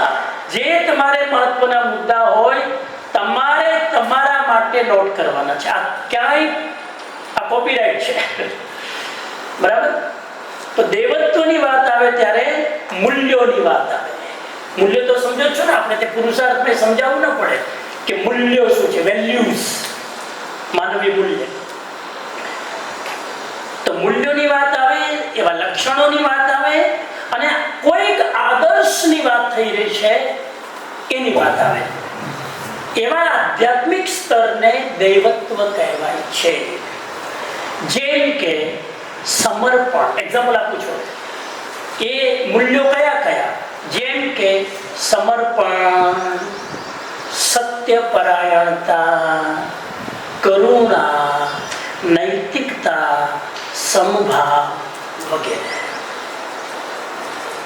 એનો અર્થ એ થયો કે જ્યાં સમભાવ વૃત્તિ હોય ત્યાં દેવત્વ છે, જ્યાં સમર્પણ ભાવ છે ત્યાં દેવત્વ છે, જ્યાં સત્યપરાયણતા છે, સત્યનિષ્ઠા છે ત્યાં દેવત્વ છે. આ ગુણો જ્યાં છે ત્યાં દેવત્વ છે. અને આ દૈવત સૌના જીવનમાં, વાણીમાં, વર્તનમાં અભિવ્યક્ત થાય છે. તમારામાં સત્યપરાયણતા હોય તો તમારા વાણીમાં, વ્યવહારમાં આવશે જ. તમારામાં સમર્પણ હશે તો એ બહાર પ્રગટ થશે જ. અને હા, સમર્પણ નહીં હોય તો એ બહાર પ્રગટ થશે. સત્યપરાયણતા નહીં હોય તો એ બહાર પ્રગટ થશે. હું સમજાવીશ હમણાં જયારે મુદ્દો આવશે ને સમજાવીશ. અત્યારે દેવત્વ શું છે ને એ જરાક સમજી લઈએ. તો એ દેવત્વ અભિવ્યક્ત થાય છે. જે અંદરનું દેવત્વ છે એ વાણી, વર્તન, વ્યવહારમાં પ્રગટ થાય છે. એટલે તમે જ્યારે કોઈની સાથે, કોઈ વ્યક્તિ, કોઈ દેવત્વ વાળો વ્યક્તિ તમારી સાથે જ્યારે ઇન્ટરેક્શન કરતો હોય, એને ખ્યાલ આવી જાય કે આ વ્યક્તિમાં દેવત્વ છે કે ખબર પડી જાય. જે વ્યક્તિને પોતાનું દૈવત્વ અનુભવ થાય એ બીજાનામાં દૈવત્વ છે કે નહીં એ પાકી શકે. હવે આ દૈવત્વ ના દર્શન કરવા હોય તો ક્યાં ક્યાં થાય આપણને? ચલો હાલ હવે એક્ટિવ રહેજો તમારો વરસ. આ દૈવત્વ જેની મેં વાત કરી એક સ્લાઇડમાં, આખા 3 મુદ્દા લઈને, આ દૈવત્વ જોવું હોય તો એક્ઝામ્પલ શું? કંઈક એક્ઝામ્પલ આપશો કે આ જગ્યાએ દેવત્વ છે, અહીંયા દેવત્વ છે, આ દેવત્વનો વાસી છે. ઓકે, મંદિર. ચલો એક વસ્તુ મંદિરમાં તમને દેવત્વના દર્શન થાય. ઓકે, આપણી અંદર. Okay, very good. 2, નાનું બાળક. બહુ સરસ, વાહ. નાના બાળકની અંદર તમને દેવત્વના દર્શન થાય. બહુ સરસ. પણ નાના બાળકનું જે દેવત્વ છે એ સહજ છે, અર્જિત નથી. એ સહજ છે, એનું મૂલ્ય નથી. જે સહજ છે ને દેવત્વ છે પણ સહજ છે, એને અર્જિત નથી કર્યું એટલે એનું બહુ મૂલ્ય નથી. એ જ બાળક જ્યારે 15 વર્ષનો થઈ જાય, આજના જમાનામાં 12 વર્ષનો થઈ જાય, ટીવીના જમાનામાં પેલા મેચ્યોરિટી 15 વર્ષે આપતી, હવે તો 10 વર્ષનું છોકરું મેચ્યોર થઈ જાય. એ મેચ્યોરિટી આવી જાય પછી જો એનામાં આ દેવત્વના ગુણો રહે તો એ દેવત્વ સાચું, બાકી સહજ છે. પછી યોગીમાં વેરી ગુડ. યોગીમાં પછી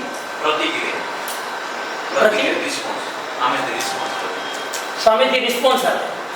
ઓકે, એમાં બધામાં દેવત્વ એવું નિયમ નથી. સામેથી રિસ્પોન્સ આવે એમાં તો ગાયગાર પણ થઈ જાય.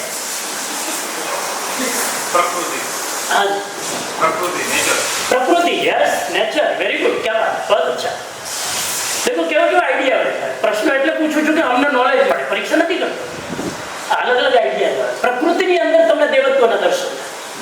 તમે ગુલાબનું સવારે ફૂલ ખીલ્યું તમે જોવો ને, આમ લાગે કે કોઈ પરમાત્મા સાક્ષાત હાજર થયા છે. પછી બોલો બોલો બોલો, બધા મગજ તો હલાવવાનું છે, લઈને આવે છે ને તમે એટલે. ને તો હું પૂછીશ, એક જવાબ તો આપવાનો જ છે. જવાબ નથી એનો મતલબ તમને દેવત્વ ક્યાંય દેખાતું નથી. બોલો જયેશભાઈ, બોલો. નગીનભાઈ બોલો. હાલો. વ્યક્તિમાં. હા, વ્યક્તિમાં. Very good. ઘણા બધા વ્યક્તિમાં. અને આપણી દ્રષ્ટિ હોય, મેં કીધું ને, દોષ દ્રષ્ટિ ન હોય તો બધા વ્યક્તિમાં તમને દેવત્વ દેખાય. વ્યક્તિ ગમે તેવો હોય. સાઉથમાં રાવણની અંદર લોકોએ દેવત્વ જોયું. અહીં આપણે પૂતળા હળગાવીએ છીએ, ત્યાં પૂજા થાય છે. દેવત્વ છે. પછી બરાબર. હા બોલો. Very good. સારા પુસ્તકોમાં દેવત્વ. વાહ, ક્યા બાત. બહુ અચ્છા. સલામ. સારા પુસ્તકોમાં દેવત્વ હોય. સારું પુસ્તક પડ્યું હોય ને સાહેબ, એની અંદર વાઇબ્રેશન આવતા હોય દેવત્વના. પડ્યું પુસ્તક દેવત્વ ઝડપતું હોય.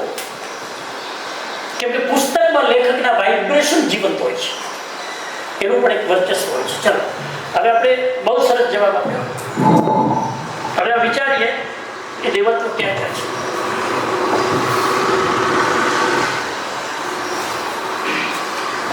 એક ઉદાહરણ લઈએ. તમે ક્યારેક જયપુર ગયા હોય અથવા તો સાંભળ્યું હોય, જ્ઞાનીઓ તો સાંભળ્યું તો છે, જયપુર એક એવું સિટી છે જેને અંગ્રેજીમાં પિંક સિટી કહેવાય છે. બીજું, જયપુર ટુરિસ્ટ પ્લેસ છે, બરાબર, બહુ હિસ્ટોરિકલ વસ્તુ જયપુરમાં જોવાની છે. ત્રીજું, જયપુર મૂર્તિ કલાનું કેન્દ્ર છે. પ્રતિમાઓ તમારે લેવી હોય, મૂર્તિઓ લેવી હોય તો ક્યાં જવું પડે? જયપુર જ જવું પડે. જયપુર એનું કેન્દ્ર છે. દરેક જાતની પ્રતિમાઓ ત્યાં તમને જોવા મળે. દુનિયાનું ટુરિઝમ જયપુરમાં આવે છે. તો આ જયપુર એ મૂર્તિ કલાનું કેન્દ્ર છે, પ્રતિમાઓનું કેન્દ્ર છે. અને તમે જાઓ તો એવા એવા મોલ છે મોટા મોટા, જ્યાં એક સાથે હજારો પ્રતિમાઓ તમે એક સાથે જોઈ શકો. રામની, સીતાની, હનુમાનની, બુદ્ધની, મહાવીરની, કૃષ્ણની, જેટલા દેવી દેવતાઓ ભગવાન થયા બધાની પ્રતિમાઓ તમે વીરપુરના જલારામ બાપા સિટી બધાની પ્રતિમાઓ અદ્ભુત તમે જોઈ શકો. તો એમાં દેવત્વના દર્શન થાય. હવે મારો પ્રશ્ન એ, તમે મોલમાં ગયા મૂર્તિ ખરીદવા, લેવા, એમાં તમને દેવત્વનું ફિલિંગ આવે?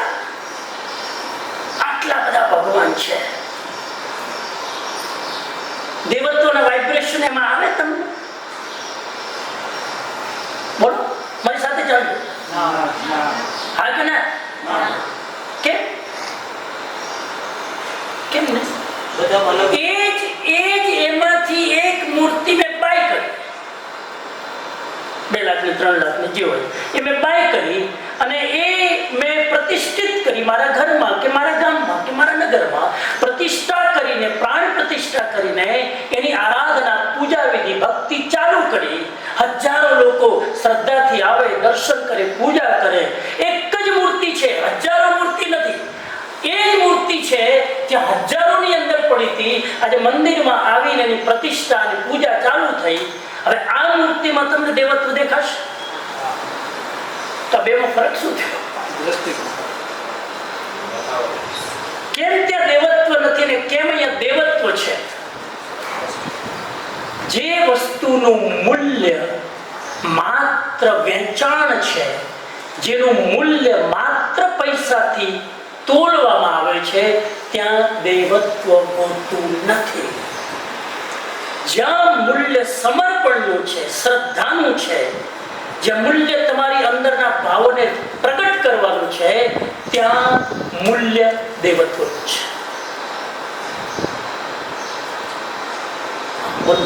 એક મૂર્તિ મંદિરમાં આવ્યો હોય પછી કોઈ એમ કે હું એટલા રૂપિયા દઉં મને આપી દે તો દેવા તૈયાર નથી. હા, કોઈ પ્રતિમા હોય તમે કહો કે આટલા તમને પૈસા આપી દઉં, એ મૂર્તિ ના. અરે મૂર્તિની વાત છોડો સાહેબ. હમણાં જ અહીંયા હતો જુનાગઢમાં, તો મેં સાંભળ્યું કે કોઈ ભાઈ પાસે યોગીજી મહારાજની પ્રતિમા, યોગીજી મહારાજના શું કહેવાય, ચરણ પાદુકા, યોગીજી મહારાજ પહેરતા એ ચરણ પાદુકા કોઈક સ્વામિનારાયણ ભક્તના ઘરમાં છે. એક ભાઈએ કીધું કે બ્લેન્ક ચેક આપું તો મને આ પાદુકા આપી. બ્લેન્ક ચેક આ મને 2 પાદુકા જે યોગીજી મહારાજની છે તો મને આપી. પેલા ભાઈએ કીધું કે આવી ડિમાન્ડ બીજી વાર કરતો નહીં, આ સોદો હું કરું. આનું મૂલ્ય સંપત્તિથી નથી, કેમ કે એમાં દેવત્વ છે. જ્યાં પૈસાથી મૂલ્ય થાય તે દેવત્વ નથી હોતું. જ્યાં પૈસાથી પરેની વસ્તુ તમને દેખાય તે દેવત્વ તમને ઝળકે. આ વસ્તુ છે. તો એ મૂર્તિમાં જે જયપુરમાં વેચાય છે, હું લઈને આવ્યો ત્યાં સુધી દેવત્વ નથી. પણ જ્યારે મેં મારા ભાવથી, શ્રદ્ધાથી, સમર્પણથી, ભક્તિથી સિંચીને એની પ્રતિષ્ઠા કરી, હવે એ જ મૂર્તિ શું થઈ ગઈ? દૈવત વાળી બની ગઈ. અને એમાંથી તમે દૈવત પ્રગટ કરી શકશો. એમાંથી મૂર્તિને જોઈને તમારી જાતને તમે દૈવતવાન બનાવી શકશો. એટલો પાવર આવશે. આ વસ્તુ છે. મંદિરનું દૈવત્વનું એક્ઝામ્પલ શું? આ પેપર આઉટ થઈ ગયું, વાત કરવું નતું. એવા કયા મંદિરો છે કે જેમાં દૈવત હોય? જો બીજી વસ્તુ સાંભળી લો. હવે એક બીજી વસ્તુ, બધા જ મંદિરોમાં દૈવત નથી હોતું પાછું. હા, પછી તમે કહેશો કે બધા આવે ને તો પછી પેલી મૂર્તિઓ વેચાય છે ને આ અહીંયા ભગવાન વેચી રહ્યા છે, અહીંયા ધર્મના નામે વેચી રહ્યા છે, પેલા ખાલી કારીગરીના નામે વેચે છે. બેયમાં દ્રષ્ટિકોણ પૈસાનો છે. તમને વીઆઈપી દર્શન કરાવી દે, તમે આપણને 10,000 રૂપિયા વીઆઈપી દર્શન. આ વીઆઈપી દર્શનની સિસ્ટમ આવી કે દૈવત્વ ખતમ થઈ ગયું. બરાબર સમજો. દૈવત્વ ત્યાં હોય છે જેનું મૂલ્ય પૈસાથી પરે હોય છે. પૈસા ન જોઈએ એમ નથી કહેતો, પૈસા કેન્દ્રમાં નથી. પૈસા વગર કોઈનું ન ચાલે, વાત કરીશ, પણ પૈસા કેન્દ્રમાં નથી, પૈસાથી પરે જેની દ્રષ્ટિ છે. આવાનું એક્ઝામ્પલ છે તો દેલવાડાના મંદિર. ક્યાં રાજસ્થાનના પ્રવાસે ગયા? ક્યાં રાજસ્થાનનો પ્રવાસ નથી કર્યો? રાજસ્થાનમાં તમે દેલવાડાના દેરાસરો મંદિરો જુઓ, સાક્ષાત એની જે શું કહેવાય શિલ્પ કૃતિઓ જુઓ, કલાકારી જુઓ. દુનિયામાં આ અજાયબી છે. સાતમાં નથી ગણી સરકારે, પોલિટિક્સ અલગ હોય, પણ આને અજાયબી. સાહેબ તાજમહાલ આ શિલ્પો સામે કંઈ નથી. અને જ્યારે જુઓ ને આની શું કહેવાય કોતરણી, તમે આની કોતરણી એ જમાનામાં આ માઉન્ટ આબુની ઉપર કોઈ સાધનો નતા, કોઈ વાહનો નતા, કેવી રીતે લઈ ગયા, કે કેટલા વર્ષો લાગ્યા, આખી જિંદગી માણસની ત્યાં પૂરી થઈ ગઈ. ત્યાં દેવત્વ છે. એટલે આજે પણ હજારો વર્ષ જૂના મંદિરમાં મને તમને જવાનું મન થાય. નંબર 2, ખજુરાહોના મંદિરો. જાણી મેં 2 એક્ઝામ્પલ લીધા છે કે આપણે બહુ પરિચિત નથી. ખજુરાહોના મંદિર બે ઓપોઝિટ એક્ઝામ્પલ છે. 2 ઓપોઝિટ. એકમાં કલાકૃતિ છે અને એકમાં પ્રેમની પરાકાષ્ઠા બતાવી છે. ખજુરાના મંદિરો નામ સાંભળ્યું કે ચિત્રો જોયા કે ગૂગલ ક્યાં કને છે? ભારતમાં છે. ભારત કઈ જગ્યાએ?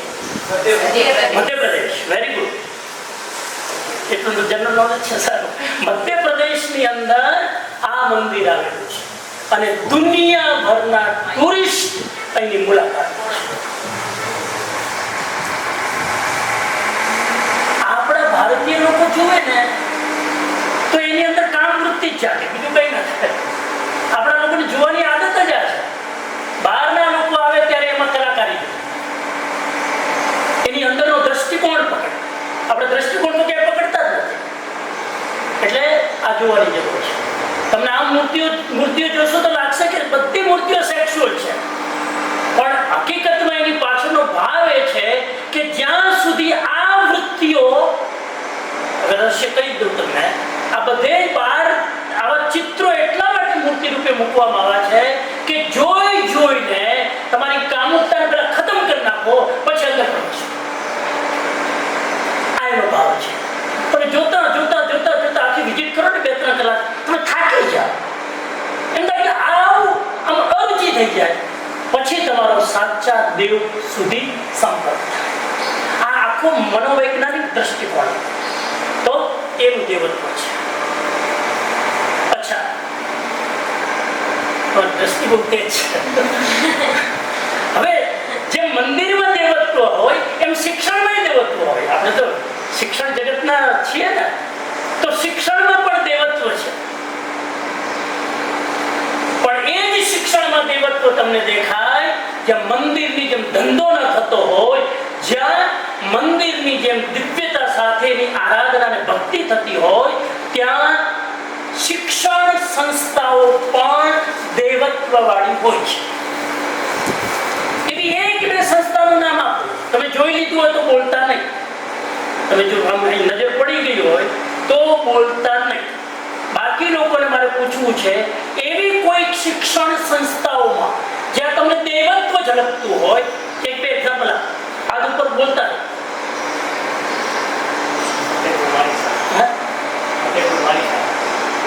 Very good. લોકો છે ને છેક રાજધાનીથી એક્ઝામ્પલ ચાલુ કરે. આપણે અહીંથી ચાલુ કરવાનું, આપણી બાજુથી ચાલુ કરવાનું. Very good.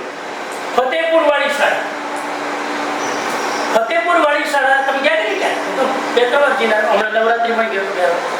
ફતેપુર વાળી શાળા સ્ટ્રક્ચર કઈ નથી. તમે જો સ્ટ્રક્ચર કઈ નથી, આલિશાન બિલ્ડિંગ નથી, અને તમે અંદર એન્ટ્રી કરો એટલે તમને દેવત્વ દેખાય. ખ્યાલ આવે છે તમને? એટલે મેં કીધું કે આ દેવત્વ દેખાતું નથી. 5 સ્ટાર બિલ્ડિંગ હોય સ્કૂલની હોય, 5 કરોડની બિલ્ડિંગ હોય સ્કૂલમાં, એર કન્ડિશન, આમ બધા રૂમ હોય, ક્લાસરૂમ, માનતા નહીં કે દેવત્વ છે. દેવત્વના નામે દેવાળું પણ હોઈ શકે. દેવત્વ માટે સ્ટ્રક્ચરની જરૂર નથી. દેવત્વ માટે મેં જે હમણાં વાત કરી શરૂઆતમાં, કે ગુણવત્તા જ્યાં હોય. ફતેપુર વાળી શાળા. Very good. બીજું મન બુદ્ધિના બાળકોને શીખવા માટેની જે સ્કૂલ હોય. હા, વેરી ગુડ. મંદ બુદ્ધિના બાળકોને શીખવાની જે સ્કૂલ હોય ત્યાં તમને ઘણીવાર દેવત્વ દેખાય. Very good. કેમ કે એ બાળકો નિર્દોષ હોય છે, નિખાલસ હોય છે. એ બાળકોને ચાલાકી આવડતી નથી, બુદ્ધિનો વિકાસ નથી થયો, તો સાથે સાથે ચાલાકીનો વિકાસ નથી થયો. એટલે જોજો, તમે એની બસ જાઓ, તમને ભેટી પડશે, આમ ચોટી જશે, છોડશે નહીં તમને.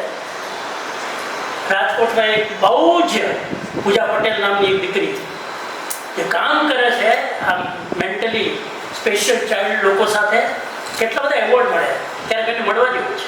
પૂજા પટેલ બહુ મોટું કામ.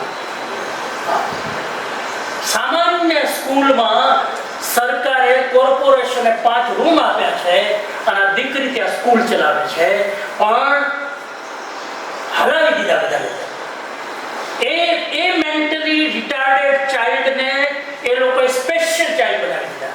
પ્લેનમાં ટ્રાવેલિંગ કરાવે, મુંબઈ લઈ જાય તો ત્યાં દિવ્યતા. Very good. પછી જાઓ, આગળ જાઓ.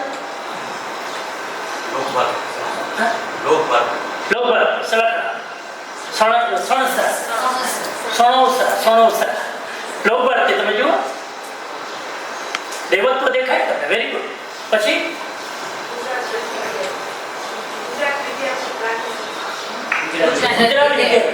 ગુજરાત વિદ્યાપીઠ મહાત્મા ગાંધીજી પોતાના દ્વારા સ્થાપિત. પછી વેરી ગુડ, બહુ અચ્છા. ત્યાં દેવત્વ છે આજે પણ આપણે તો જઈને આવ્યા પ્રવાસ કરી. ગ્રામ દક્ષિણામૂર્તિ લોકશાળા અમદાવાદ. ફરી બોલો. ગ્રામ દક્ષિણામૂર્તિ લોકશાળા. હા, ગ્રામ દક્ષિણામૂર્તિ. એ પણ નાનાલાલભાઈ દ્વારા પ્રતિષ્ઠિત. MD Mehta road. Rupamora primary school. હા, મહાત્મા ગાંધીનું દૈવત ગુજરાત વિદ્યાપીઠ. ટાગોરનું દૈવત નાલંદા અને તક્ષશિલા હતું. અત્યારે ખાલી અવશેષો જોવા જાય છે, ખતમ થઈ ગયું. પછી નાના ભાઈનું દેવત્વ દક્ષિણામૂર્તિ સંસ્થા, અને જે હાર્દિકભાઈ કીધું લોકભાર. જે શિક્ષણ સંસ્થામાં આ દૈવત હોય એ જ ખરી શિક્ષણ સંસ્થા છે. બાકી બધી સર્ટિફિકેટ આપવાની દુકાનો, ડિગ્રી આપવાની દુકાનો. આ દુકાનો શબ્દ વાપરું છું, દુકાનો જ છે. હકીકતમાં કેટલીય શિક્ષણ સંસ્થાઓ દુકાનો બની ગઈ છે. અને એ દેવત્વ વાળી સંસ્થામાં આજની તારીખમાં પુરુષાર્થ સ્કૂલને મૂકવાનું હું પસંદ કરું છું. આ દેવત્વ વાળી શાળા છે. દૂર ક્યાં જવું? તમને લાગે કે નહીં? હાલી એગ્રી ઓર નોટ? તપોવન એ બે એક જ, મને અત્યારે એક જ માનું છું. પુરુષાર્થ વિદ્યા નિકેતન એ દૈવત્વવાળી સ્કૂલ છે. મારું અંગત મંતવ્ય છે, હું પ્રભાવમાં નથી બોલતો. એ તો વાત ભૂતકાળમાં મૂકી દો તો ભવિષ્યમાં મૂકી દો. આ થશે, હજી નથી, આ છે. અને કેવી રીતે બને છે એની હું વાત કરીશ આગળ જઈને. શિક્ષણ સંસ્થા કોને કહેવાય? શિક્ષણ સંસ્થા એટલે શું? તમે આ સંસ્થા સાથે કામ કરી રહ્યા છો એટલે આ બધું જ જાણવું બહુ જ મહત્વનું છે. થોડાક મુદ્દા શોર્ટમાં, વચ્ચે હું થોડાક 5 મિનિટનો બ્રેક કરીશ, 10 મિનિટનો. કંટાળો આવે ને મને કહેજો, વચ્ચે આપણે બ્રેક કરી દઈશું, કોઈ ચિંતા નથી, બેટરી ચાર્જ કરી દઈશું થોડી વાર. કોઈ પણ સંસ્થા માણસોથી બને છે, વસ્તુઓથી નહીં. સંસ્થા શેનાથી બને? આ પુરુષા સ્કૂલ શેનાથી બની? બિલ્ડિંગોથી? તો શેનાથી બને? વસ્તુઓથી, ફર્નિચરથી. આ માઇક્રોફોન સિસ્ટમ ને ટીવી ને સ્માર્ટ ટીવી ને એનાથી આ સંસ્થા બને. બોલો શેનાથી બને? વ્યક્તિઓથી સંસ્થા બને છે, મટીરિયલ વસ્તુઓથી નહીં. આ ધ્યાન રાખો. મટીરિયલ વસ્તુનો વિરોધ નથી, પણ એનાથી સંસ્થા નથી બનતી.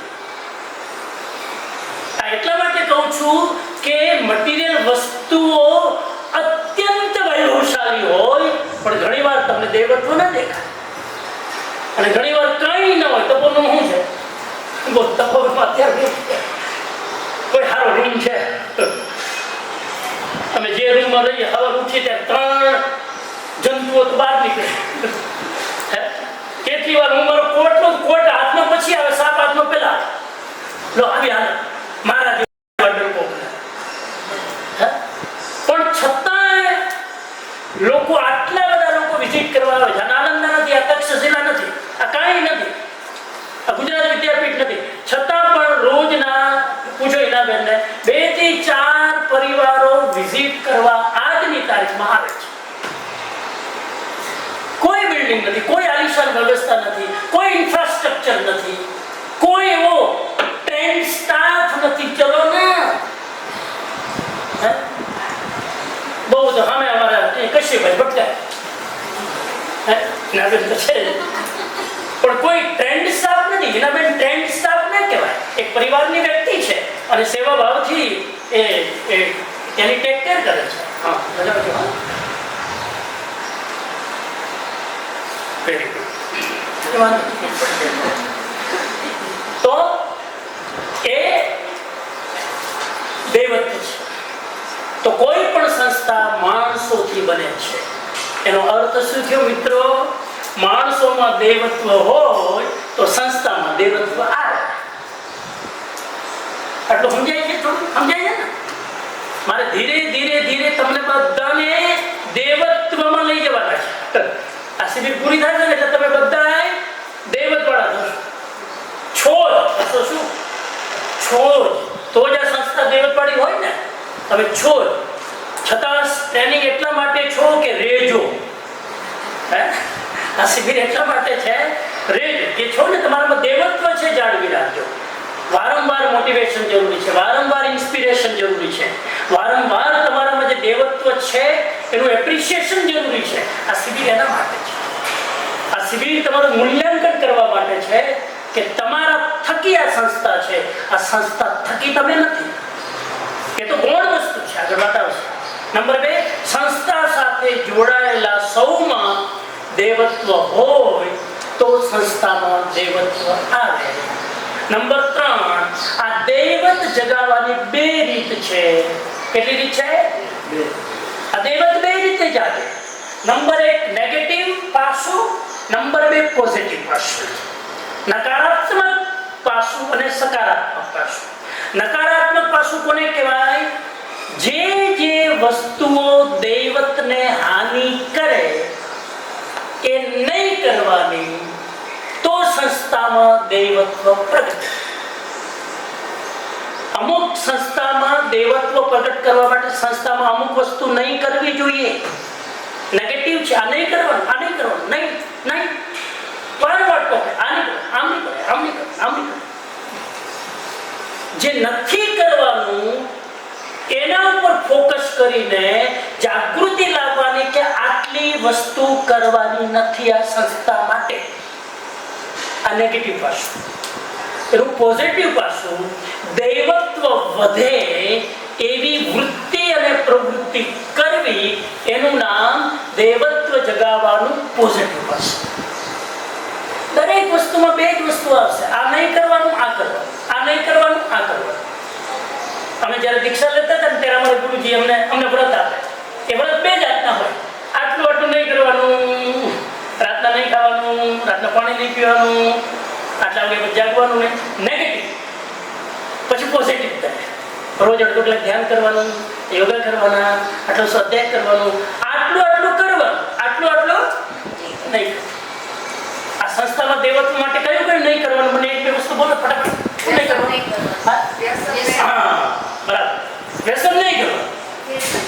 વ્યસન કરો તો દૈવત્વ ઓછું. હા શું કીધું? હા, જીન્સ નહીં પહેરવાય. આ દૈવત્વ પ્રગટ કરવા માટેના નેગેટિવ પાસા છે. ઘણાના ના ગમે નેગેટિવ પાસા. હવે એમાં કપડાં પહેરવાથી શું ફરક પડે? કપડાં પહેરવાથી જ ફરક પડે. આ કપડાં જ તમારી દ્રષ્ટિને બદલે છે. આ કપડાં જ તમારા વિચારોને બદલે છે. જેવો પરિવેશ એવો મનોવેશ. આ યાદ રાખજો. એટલે ડ્રેસ ઇઝ વેરી ઇમ્પોર્ટન્ટ. હું સાહેબ લંડન જાઉં, ગંગારામાં ત્યારે પૂછજો, એ સ્કૂલના 8 માંથી 12મા ધોરણમાં ભણતી દીકરીઓના ડ્રેસ તમે સાહેબ જોઈ લેશો. સ્વામીજી, આપણી સામે કોઈ પણ વ્યક્તિ આવે તો ઉપરથી નીચે સુધી આપણે એના કપડાથી જોઈએ, એના હાવભાવથી જોઈએ, પછી એની વાણીથી વર્તે. પહેલા તો એનો પછી આવે વાણી, વર્તન, તમારી અંદરના વિચારો, તમારું જ્ઞાન કેટલું છે ને તો બધું પછી જોવાનું. પહેલા તો સૌથી પહેલા તો તમારું શરીર. બાળક હોય અને એક સારા ઘરનો બાળક હોય, સારા ઘરના કપડાં જોઈએ તો આપણે એમ થાય કે આ કોઈક પૈસાવાળા, એને જે તૂટેલા ફાટેલા કેવા હોય તો એમ થાય. એટલે મનની અંદર સામેવાળાને જ વિચાર થાય. એટલે કપડાથી ઘણા બધા વ્યક્તિ આવે એને મન ઉપર વિચાર થાય છે. વેરી ઇમ્પોર્ટન્ટ કપડા. અને સાહેબ વાત નીકળી છે બોલો. હા, જેવું અન્ન એવું મન, એમ જેવો પરિવેશ એવો મનોવેશ. જેવો પરિવેશ એવા તમારા મનના વિચારો થાય. એટલા માટે વેરી ઇમ્પોર્ટન્ટ. બહુ વર્ષો પહેલા હું બેઠો હતો પરાણ સાહેબ સાથે. મને કે કન્યા ગુરુકુળમાં નિયમ હતો કે કોઈ ટીચર ઇન્સલ્ટ કરી ના. મેં તો ઇન્સલ્ટ કરવું શું? મેં પૂછ્યું બોલાવતા. ઇન્સલ્ટ કરીને પ્રાર્થના સભામાં સ્ટેજ ઉપર કોઈ ટીચર ના આવે. આટલી અસર બાળકોના કુંબળા માનસ ઉપર થાય છે. કપડું અહીંયા સાથળ સુધી ઢકાયેલું હોવું જોઈએ. ખ્યાલ આવે છે તમને મારી? ઇન્સલ્ટ કરીને ક્લાસ લે એ ટીચર દૈવત્વ પ્રગટ ન કરી શકે. આ પરિવેશનું આટલું મહત્વ છે. તો પરિવેશ બહુ વિસ્તારમાં નહીં ગયા.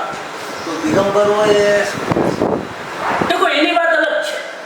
દિગંબર સાધુ જંગલોમાં રહે છે, એમની ભક્તિ કરે છે.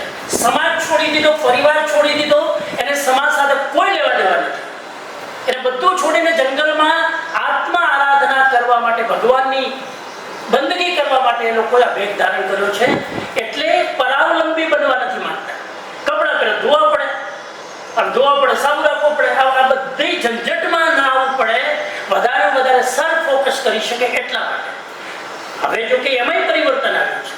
દિગંબરો જંગલમાં જ રહેતા, હવે ગામમાં આવવા લાગ્યા. સમાજ વિરોધ કરે. એટલે એ બધામાં ડાઉનફોલ તો આવ્યો જ છે. પણ ઓરિજિનલી દિગંબરત્વ એ જંગલોમાં સાધના કરવા માટેની સાધના. જ્યારે સમાજમાં રહેતા હોય ત્યારે આપણી ભૂમિકા અલગ છે. ત્યારે ભૂમિકા એ મર્યાદા પ્રમાણે આપણે વર્તવું પડે. તો એ વસ્તુ ના હોય. ખરેખર એટલે પૂરું ડ્રેસ.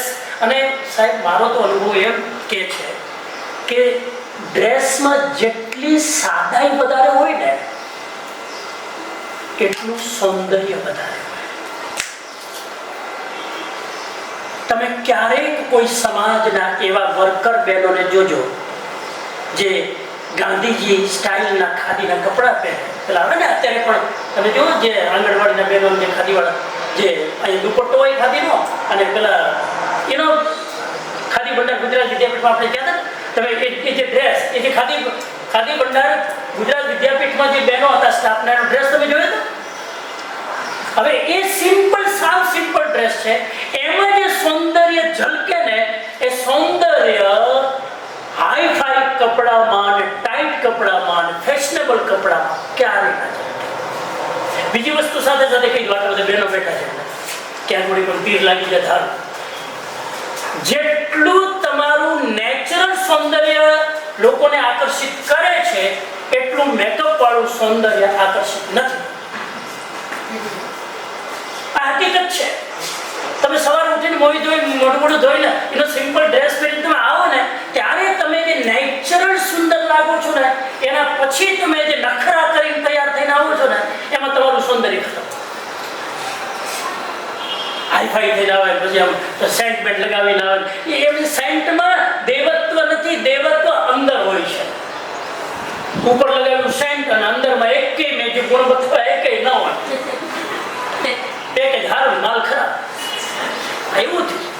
એટલા માટે આ બહુ એક એક મુદ્દાઓ જે આ સ્કૂલમાં છે આ દેવત્વ માટે છે. આની સાથે તમે જોડજો એક એક મુદ્દા તો તમને આ બર્ડન નહીં લાગે, આ તમને સજારૂપ નહીં લાગે, આ તમને બર્ડન રૂપ નહીં લાગે, તમે સ્વીકારી શકશો. અમારો પ્લાન એ છે કે આ સંસ્થાને ગુરુકુળનું રૂપ આપો. તમે જો જ્યારથી ગુરુકુળની પરંપરાઓ ચાલતી હતી ત્યાં સુધી દેવત્વ હતું. જ્યારે આ અંગ્રેજો આવ્યા અને આ ગુરુકુળ પરંપરાને તોડી ઇંગ્લિશ મીડિયમ લાવ્યા ત્યારથી સંસ્થાઓમાં દેવત્વ ખતમ. તમારે આ ટ્રેનિંગ એટલા માટે લેવાની છે કે આ મુદ્દા ઉપર તમે ક્યાંય પણ જગ્યાએ જઈને બોલી શકો. આ વિષય ખાલી તમારા પૂરતો નથી, તમે 5 સ્કૂલમાં જઈને આની ચર્ચા કરી શકો એ રીતે સાંભળજો. વેરી ઇમ્પોર્ટન્ટ આ વિષય વેરી ઇમ્પોર્ટન્ટ છે. થેન્ક યુ ટુ બિન્સીભાઈ મને વિષય આપ્યો. હા મેં હોમવર્ક કર્યું બધી તૈયારી અને સ્લાઇડ મને એટલા માટે ગમે કે હું જરાક આમ પછી પાટા બધું ઉતરી ન જાઉં ટ્રેક ઉપર. હવે એ દેવત્વ કેટલા લોકોમાં હોય? મેં તમને કીધું દેવત્વ કોઈ બિલ્ડિંગ નથી, દેવત્વ કોઈ મટીરિયલ વસ્તુ નથી, દેવત્વ કોઈ ફર્નિચર નથી, દેવત્વ વ્યક્તિઓમાંથી આવે છે. હવે કઈ કઈ વ્યક્તિ ને વસ્તુમાંથી આવે એનો આપણે જરા વિચાર કરી લઈએ. કોઈ પણ શિક્ષણ સંસ્થામાં દેવત્વ કેવી રીતે પ્રગટે એક વસ્તુ ખ્યાલ રાખજો. જ્યારે હું સંસ્થા શબ્દ બોલું છું ત્યારે સંસ્થાની સાથે તમે વ્યક્તિગત તમારી જાતને પણ મૂકજો, કેમ કે વ્યક્તિ અને સંસ્થા એકબીજાને પૂરક છે. એકબીજાને એ હું છેલ્લે વાત કરીશ, સૌથી છેલ્લે હું કનેક્ટ કરીશ. પણ જે નિયમો સંસ્થાના દેવત્વ માટે છે એ જ નિયમો વ્યક્તિના દેવત્વ માટે છે. એટલે અલગ નથી. સંસ્થા દેવત્વ વાળી થાય એનો મતલબ સંસ્થામાં કામ કરવા વાળા દેવત્વ વાળા થઈ જ ગયા અને વ્યક્તિ દેવત્વ વાળા થાય તો જ સંસ્થા દેવત્વ વાળી થાય. કનેક્ટેડ છે. ઓકે, આગળ જઈએ તો કેટલા બધા પરિબળો છે જેનાથી સંસ્થાનું દેવત્વ ખીલે છે. નંબર 1, હવે મુદ્દાઓ લઉં છું. નંબર 1, સંસ્થાના સંસ્થાપક.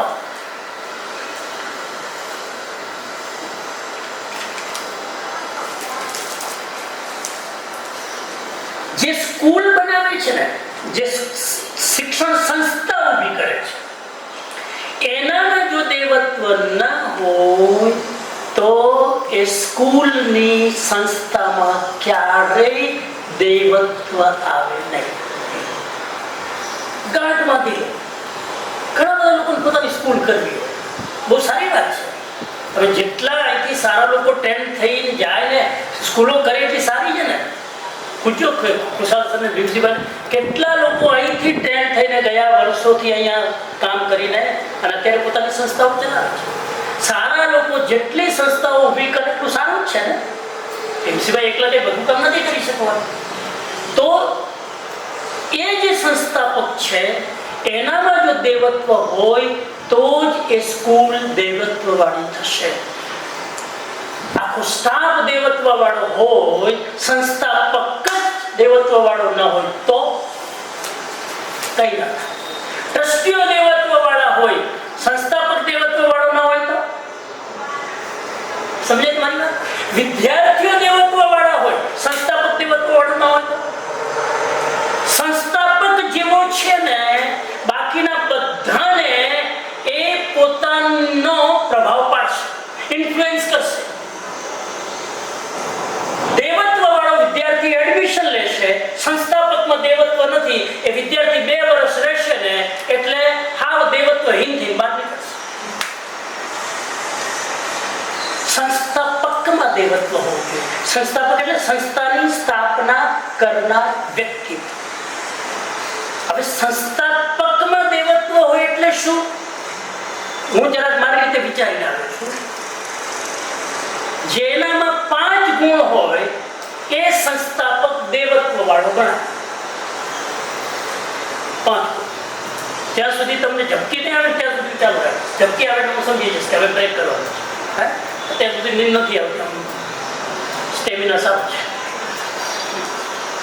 બરાબર કનેક્ટ થાય છે ને? કંટાળો આવે જાય? કંટાળો? આ વિષય એવો છે કે આનું પ્રવચન ન હોય, આ એક મુદ્દાને ખોલીને સમજવાનું છે.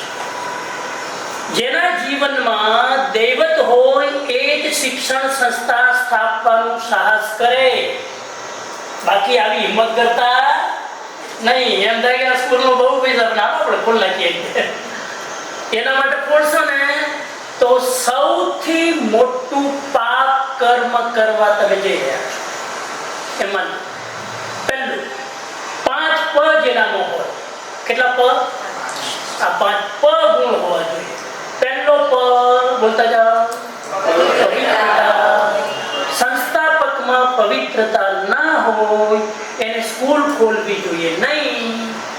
અને એનામાં જો આ ગુણ હશે તો એ સંસ્થામાં દેવત્વ લાવવામાં દુનિયાની કોઈ તાકાત રોકી નહીં શકે.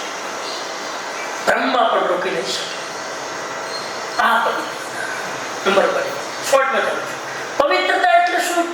ચરિત્ર નિષ્ઠા. ચલો ને, પવિત્રતાનો બીજો નજીકનો શબ્દ ચરિત્ર નિષ્ઠા. જેની દ્રષ્ટિમાં કાંઈ ફરક ના આવે. કોણ પૈસા વાળો છે, કોઈ કોણ ગરીબ છે, કોણ કઈ જાતિનો છે, કોઈ કઈ જાતિનો નથી. જાતિ પાતિ પૈસા અમીર ગરીબી જે ન જુએ, જે એના જ્ઞાનથી એનું મૂલ્યાંકન કરે, એની વૃત્તિથી જે મૂલ્યાંકન કરે એ વ્યક્તિ ચરિત્રવાન છે. મેં તમને એક ડેફિનેશન આપી આના પહેલા. હું તમને ચરિત્રની એક ડેફિનેશન આપું. ચરિત્ર શબ્દ બહુ મોટો છે. ચરિત્ર એટલે શું? એક સિમ્પલ પ્રેક્ટિકલ ડેફિનેશન યાદ રાખજો. ચરિત્ર એટલે શું? ચરિત્ર એટલે એની હાવ કરવાની વૃત્તિ ના હોય એનું નામ ચરિત્ર. હું સમજાવું એટલે અંગ્રેજીમાં એની હાવ. એની હાવ તો સમજે છે ને? એની હાવ પૈસા બનાવવા છે. હવે તમે એની હાવ શબ્દ તમે સમજી શકો ને એના માટે ઉદાહરણ. એની હાવ મારે પોપ્યુલર થવું છે. સમજાય છે ભાઈ? એની હાવનો અર્થ સમજાય છે? એની હાવ ગમે તે રીતે મારે પોપ્યુલર થવું છે. ગમે તે થાય એની હાવ. એના માટે જે કરવું પડે, કોઈ ગોળી મારવી પડે. ગુજરાત સમાચારમાં ફોટો છપાવવો જોઈએ. ગોળી મારવી પડે, મારો પહેલા પાને ફોટો છપાવવો જોઈએ. આમ તો છપાય નહીં, મારો ગોળી બીજા દિવસે પહેલા પાને ફોટો. એની હાવ આને કહેવાય. એની હાવ ધનવાન થવું, એની હાવ પોપ્યુલર થવું, એની હાવ સમાજમાં ઇજ્જત મેળવવી, એની હાવ માલામાલ થવું, એની હાવ લોકપ્રિય થવું. આ એની હાવ મેળવી લેવું ને એ ચરિત્રહીનતા. આથી એક સંકલ્પ કરી લેવાનો પુરુષાર્થમાં દેવત્વવાળા શિક્ષકો જોડે. કોઈ પણ વસ્તુ એની હાવ મેળવી લેવાની વૃત્તિને ત્યાગે. मैं उसूलों पर चल के वो चीज प्राप्त करूंगा, एनी हाउ नहीं. सिद्धांतों पर अड़े रहीने वस्तु વસ્તુ મેળવીશ એની હાવ નહીં. મારા નીતિ નિયમોને જાળવીને વસ્તુ મળે તો મને વસ્તુ જોઈએ એની હાવ નહીં. ગમે તે રીતે પૈસા બનાવવા છે, ઘરમાં ટ્યુશન ચાલુ કરો. ગમે તે રીતે પૈસા બનાવવા છે તો લાંચ લો, રિશ્વત લો. એના માટે કેટલા બધા રસ્તા છે. તમે ગમે તેમ પૈસાદાર બની જશો. નો, એની હાવ આ ડિક્શનરીમાં જેની લાઈફમાં ના હોય એ ચરિત્ર. કોઈ પણ ફિલ્ડમાં એની હાવ. બરાબર? ક્લિયર થઈ ગયું ને? આ ચરિત્રની પરિભાષા. આગળ જઈએ તો પવિત્રતા. નંબર 2, પ્રામાણિકતા. જે પણ સંસ્થાપક હોય એ જો પ્રામાણિક હોય તો એ સંસ્થામાં દેવત્વ આપશે. નંબર 3, અમુક શબ્દ તમારે ટીચર છો એટલે મારે બહુ એક્સપ્લેન ના થવું. પ્રમાણ, ઓનેસ્ટી, હકનું લેવું, ક્યાંય આપણી વૃત્તિ બગડે નહીં, લાલચ ના આવે. આ લાલચ પણ પ્રમાણિકતાને તોડે છે. રસ્તા હંમેશા ખતરનાક છે. આ યાદ રાખો. જે શેર બજારમાં સટ્ટા રમે છે, શેર બજાર 2 પ્રકારની હોય છે. ધીરે ધીરે અભ્યાસ કરી ગયો. હું રમતો નથી.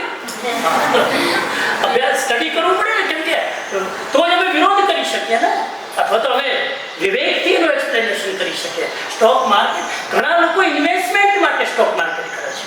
એ ઇન્વેસ્ટમેન્ટ કરવું એ સ્ટોક માર્કેટ એ સટ્ટો નથી.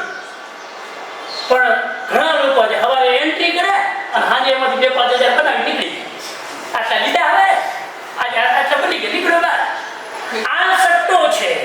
આમાં તમારે ક્યારેય એમાં ફસાઈ જશો ને, સાફ થઈ જશો. અને એવા સાફ થયેલા અત્યારે રસ્તા ઉપર ભિખારીની જેમ રખડી રહ્યા છે. કરોડપતિ જાહો જલાલી હતી, અત્યારે રસ્તા ઉપર છે. તમારી આજુબાજુ તમે જોઈ શકશો. મારે કહેવાની જરૂર નથી. એટલે આ પ્રામાણિકતા નથી. પ્રાયોગિક જેનો અભિગમ હોય, પાછો જેનો અભિગમ પ્રેક્ટિકલ હોય, જેનામાં લચકપણું હોય, જે સંસ્થાના નિયમોને બદલી શકે, ફેરફાર કરી શકે, નવા નવા પ્રયોગ જે કરી શકે, એ પ્રયોગ વૃત્તિ જેનામાં હોય એ જ સંસ્થા ખોલી શકે. બાકી એ મહાત્મા ગાંધીના જમાનામાં ચાલતી હતી એ જ રીતે ચાલે.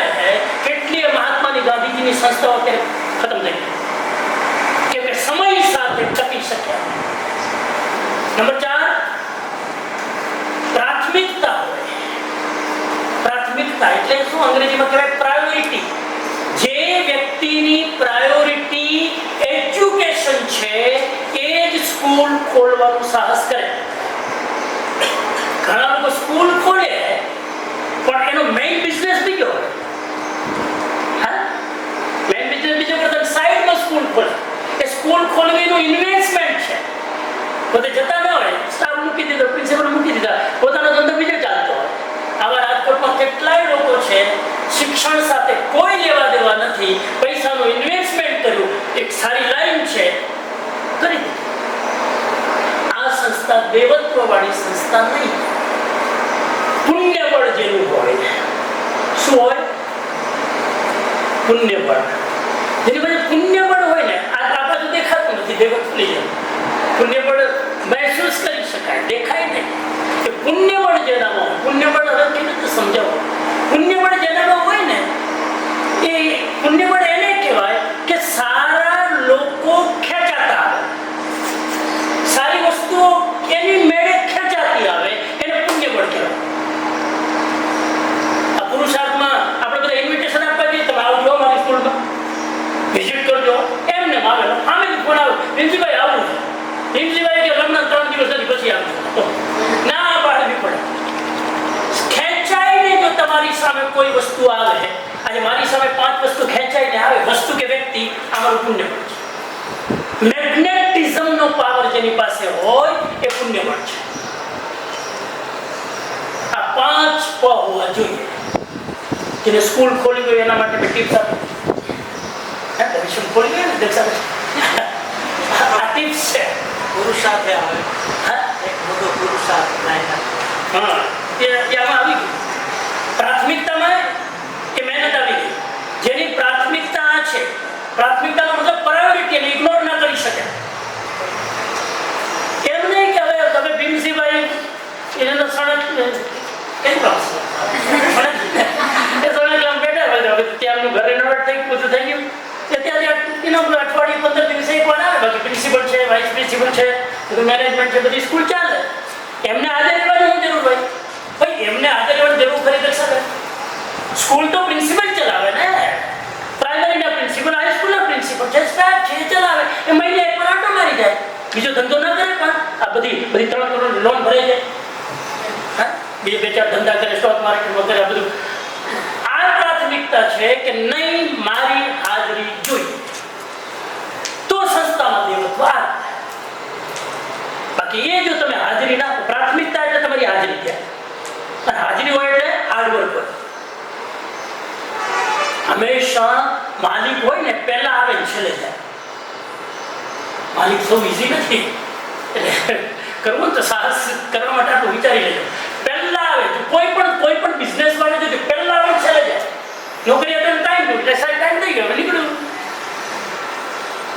આ સંસ્થા ચલાવી શકે વાત પૂરી કરું એના પહેલા હવે આપણે પુરુષાર્થની સ્કૂલનું મૂલ્યાંકન કરીએ પુરુષાર્થની સ્કૂલના જે સંસ્થાપક છે એમાં 5 ગુણ છે કે નહીં જોયું નહીં તો આપણે પ્રિન્સિપલ ચોપડી મારે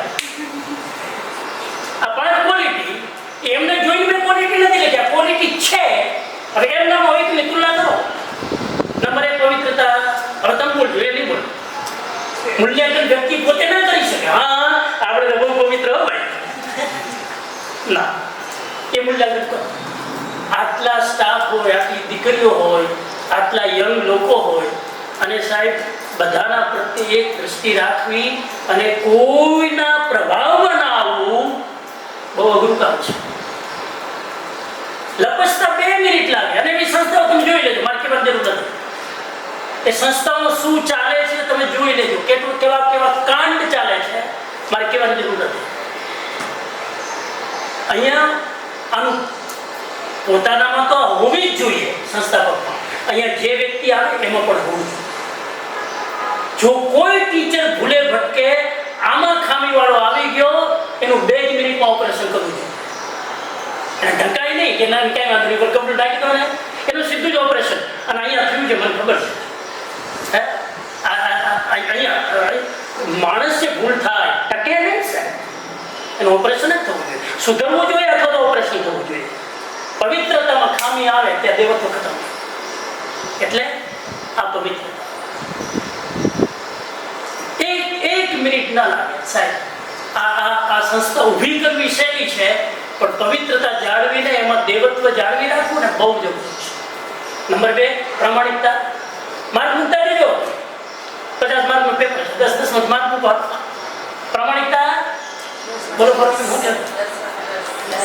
બરાબર નંબર 3 પ્રાયોગિક અભિગમ રોજ નવો અભિગમ હોય હલવા કરવાનું રોજ નવા પ્રયોગ આમ સવાર પડે એમ થાય કે હવે યુદ્ધના મેદાનમાં આજે કંઈક તૈયાર રહેવાનું એવડે નવો પ્રયોગ થાય પુરુષાર્થ એટલે અને આપણે પુસ્તકનું નામ જ છે કેળવણીની પ્રયોગશાળા આ કેળવણીની પ્રયોગશાળા પુસ્તકનું નામ ટાઇટલ એમને આકર્ષણ માટે નથી રાખ્યું પ્રયોગશાળા છે નવા પ્રયોગ થાય વ્યક્તિઓ ઉપર નવા પ્રયોગ થાય વિદ્યાર્થીઓ ઉપર નવા પ્રયોગ થાય ટ્રસ્ટીઓ ઉપર નવા પ્રયોગ થાય ઓછા નથી ગયા આ નવા પ્રયોગ થાય એમાં પણ બરાબર પછી નંબર 4 પ્રાથમિક પ્રાયોરિટી તો છે તો અઘરું છે પ્રાયોરિટી બધું મેનેજ કરવું સાહેબ બહુ આ બધું એનસીસી ને મેનેજ કરવું આ બધું આર્મી ટ્રેનિંગ ને મેનેજ કરવી આ બધું હવે તો નવું આવ્યું પંચકર્મ ને મેનેજ કરવાનું આ બધું મેનેજ કરી 24 કલાકમાં બધું સાચવવાનું બધું સાહેબ શીખો 24 કલાકમાં 50 વસ્તુ એક સાથે કરી શકો એક્સક્યુઝ ના હોય તો થઈ શકે છે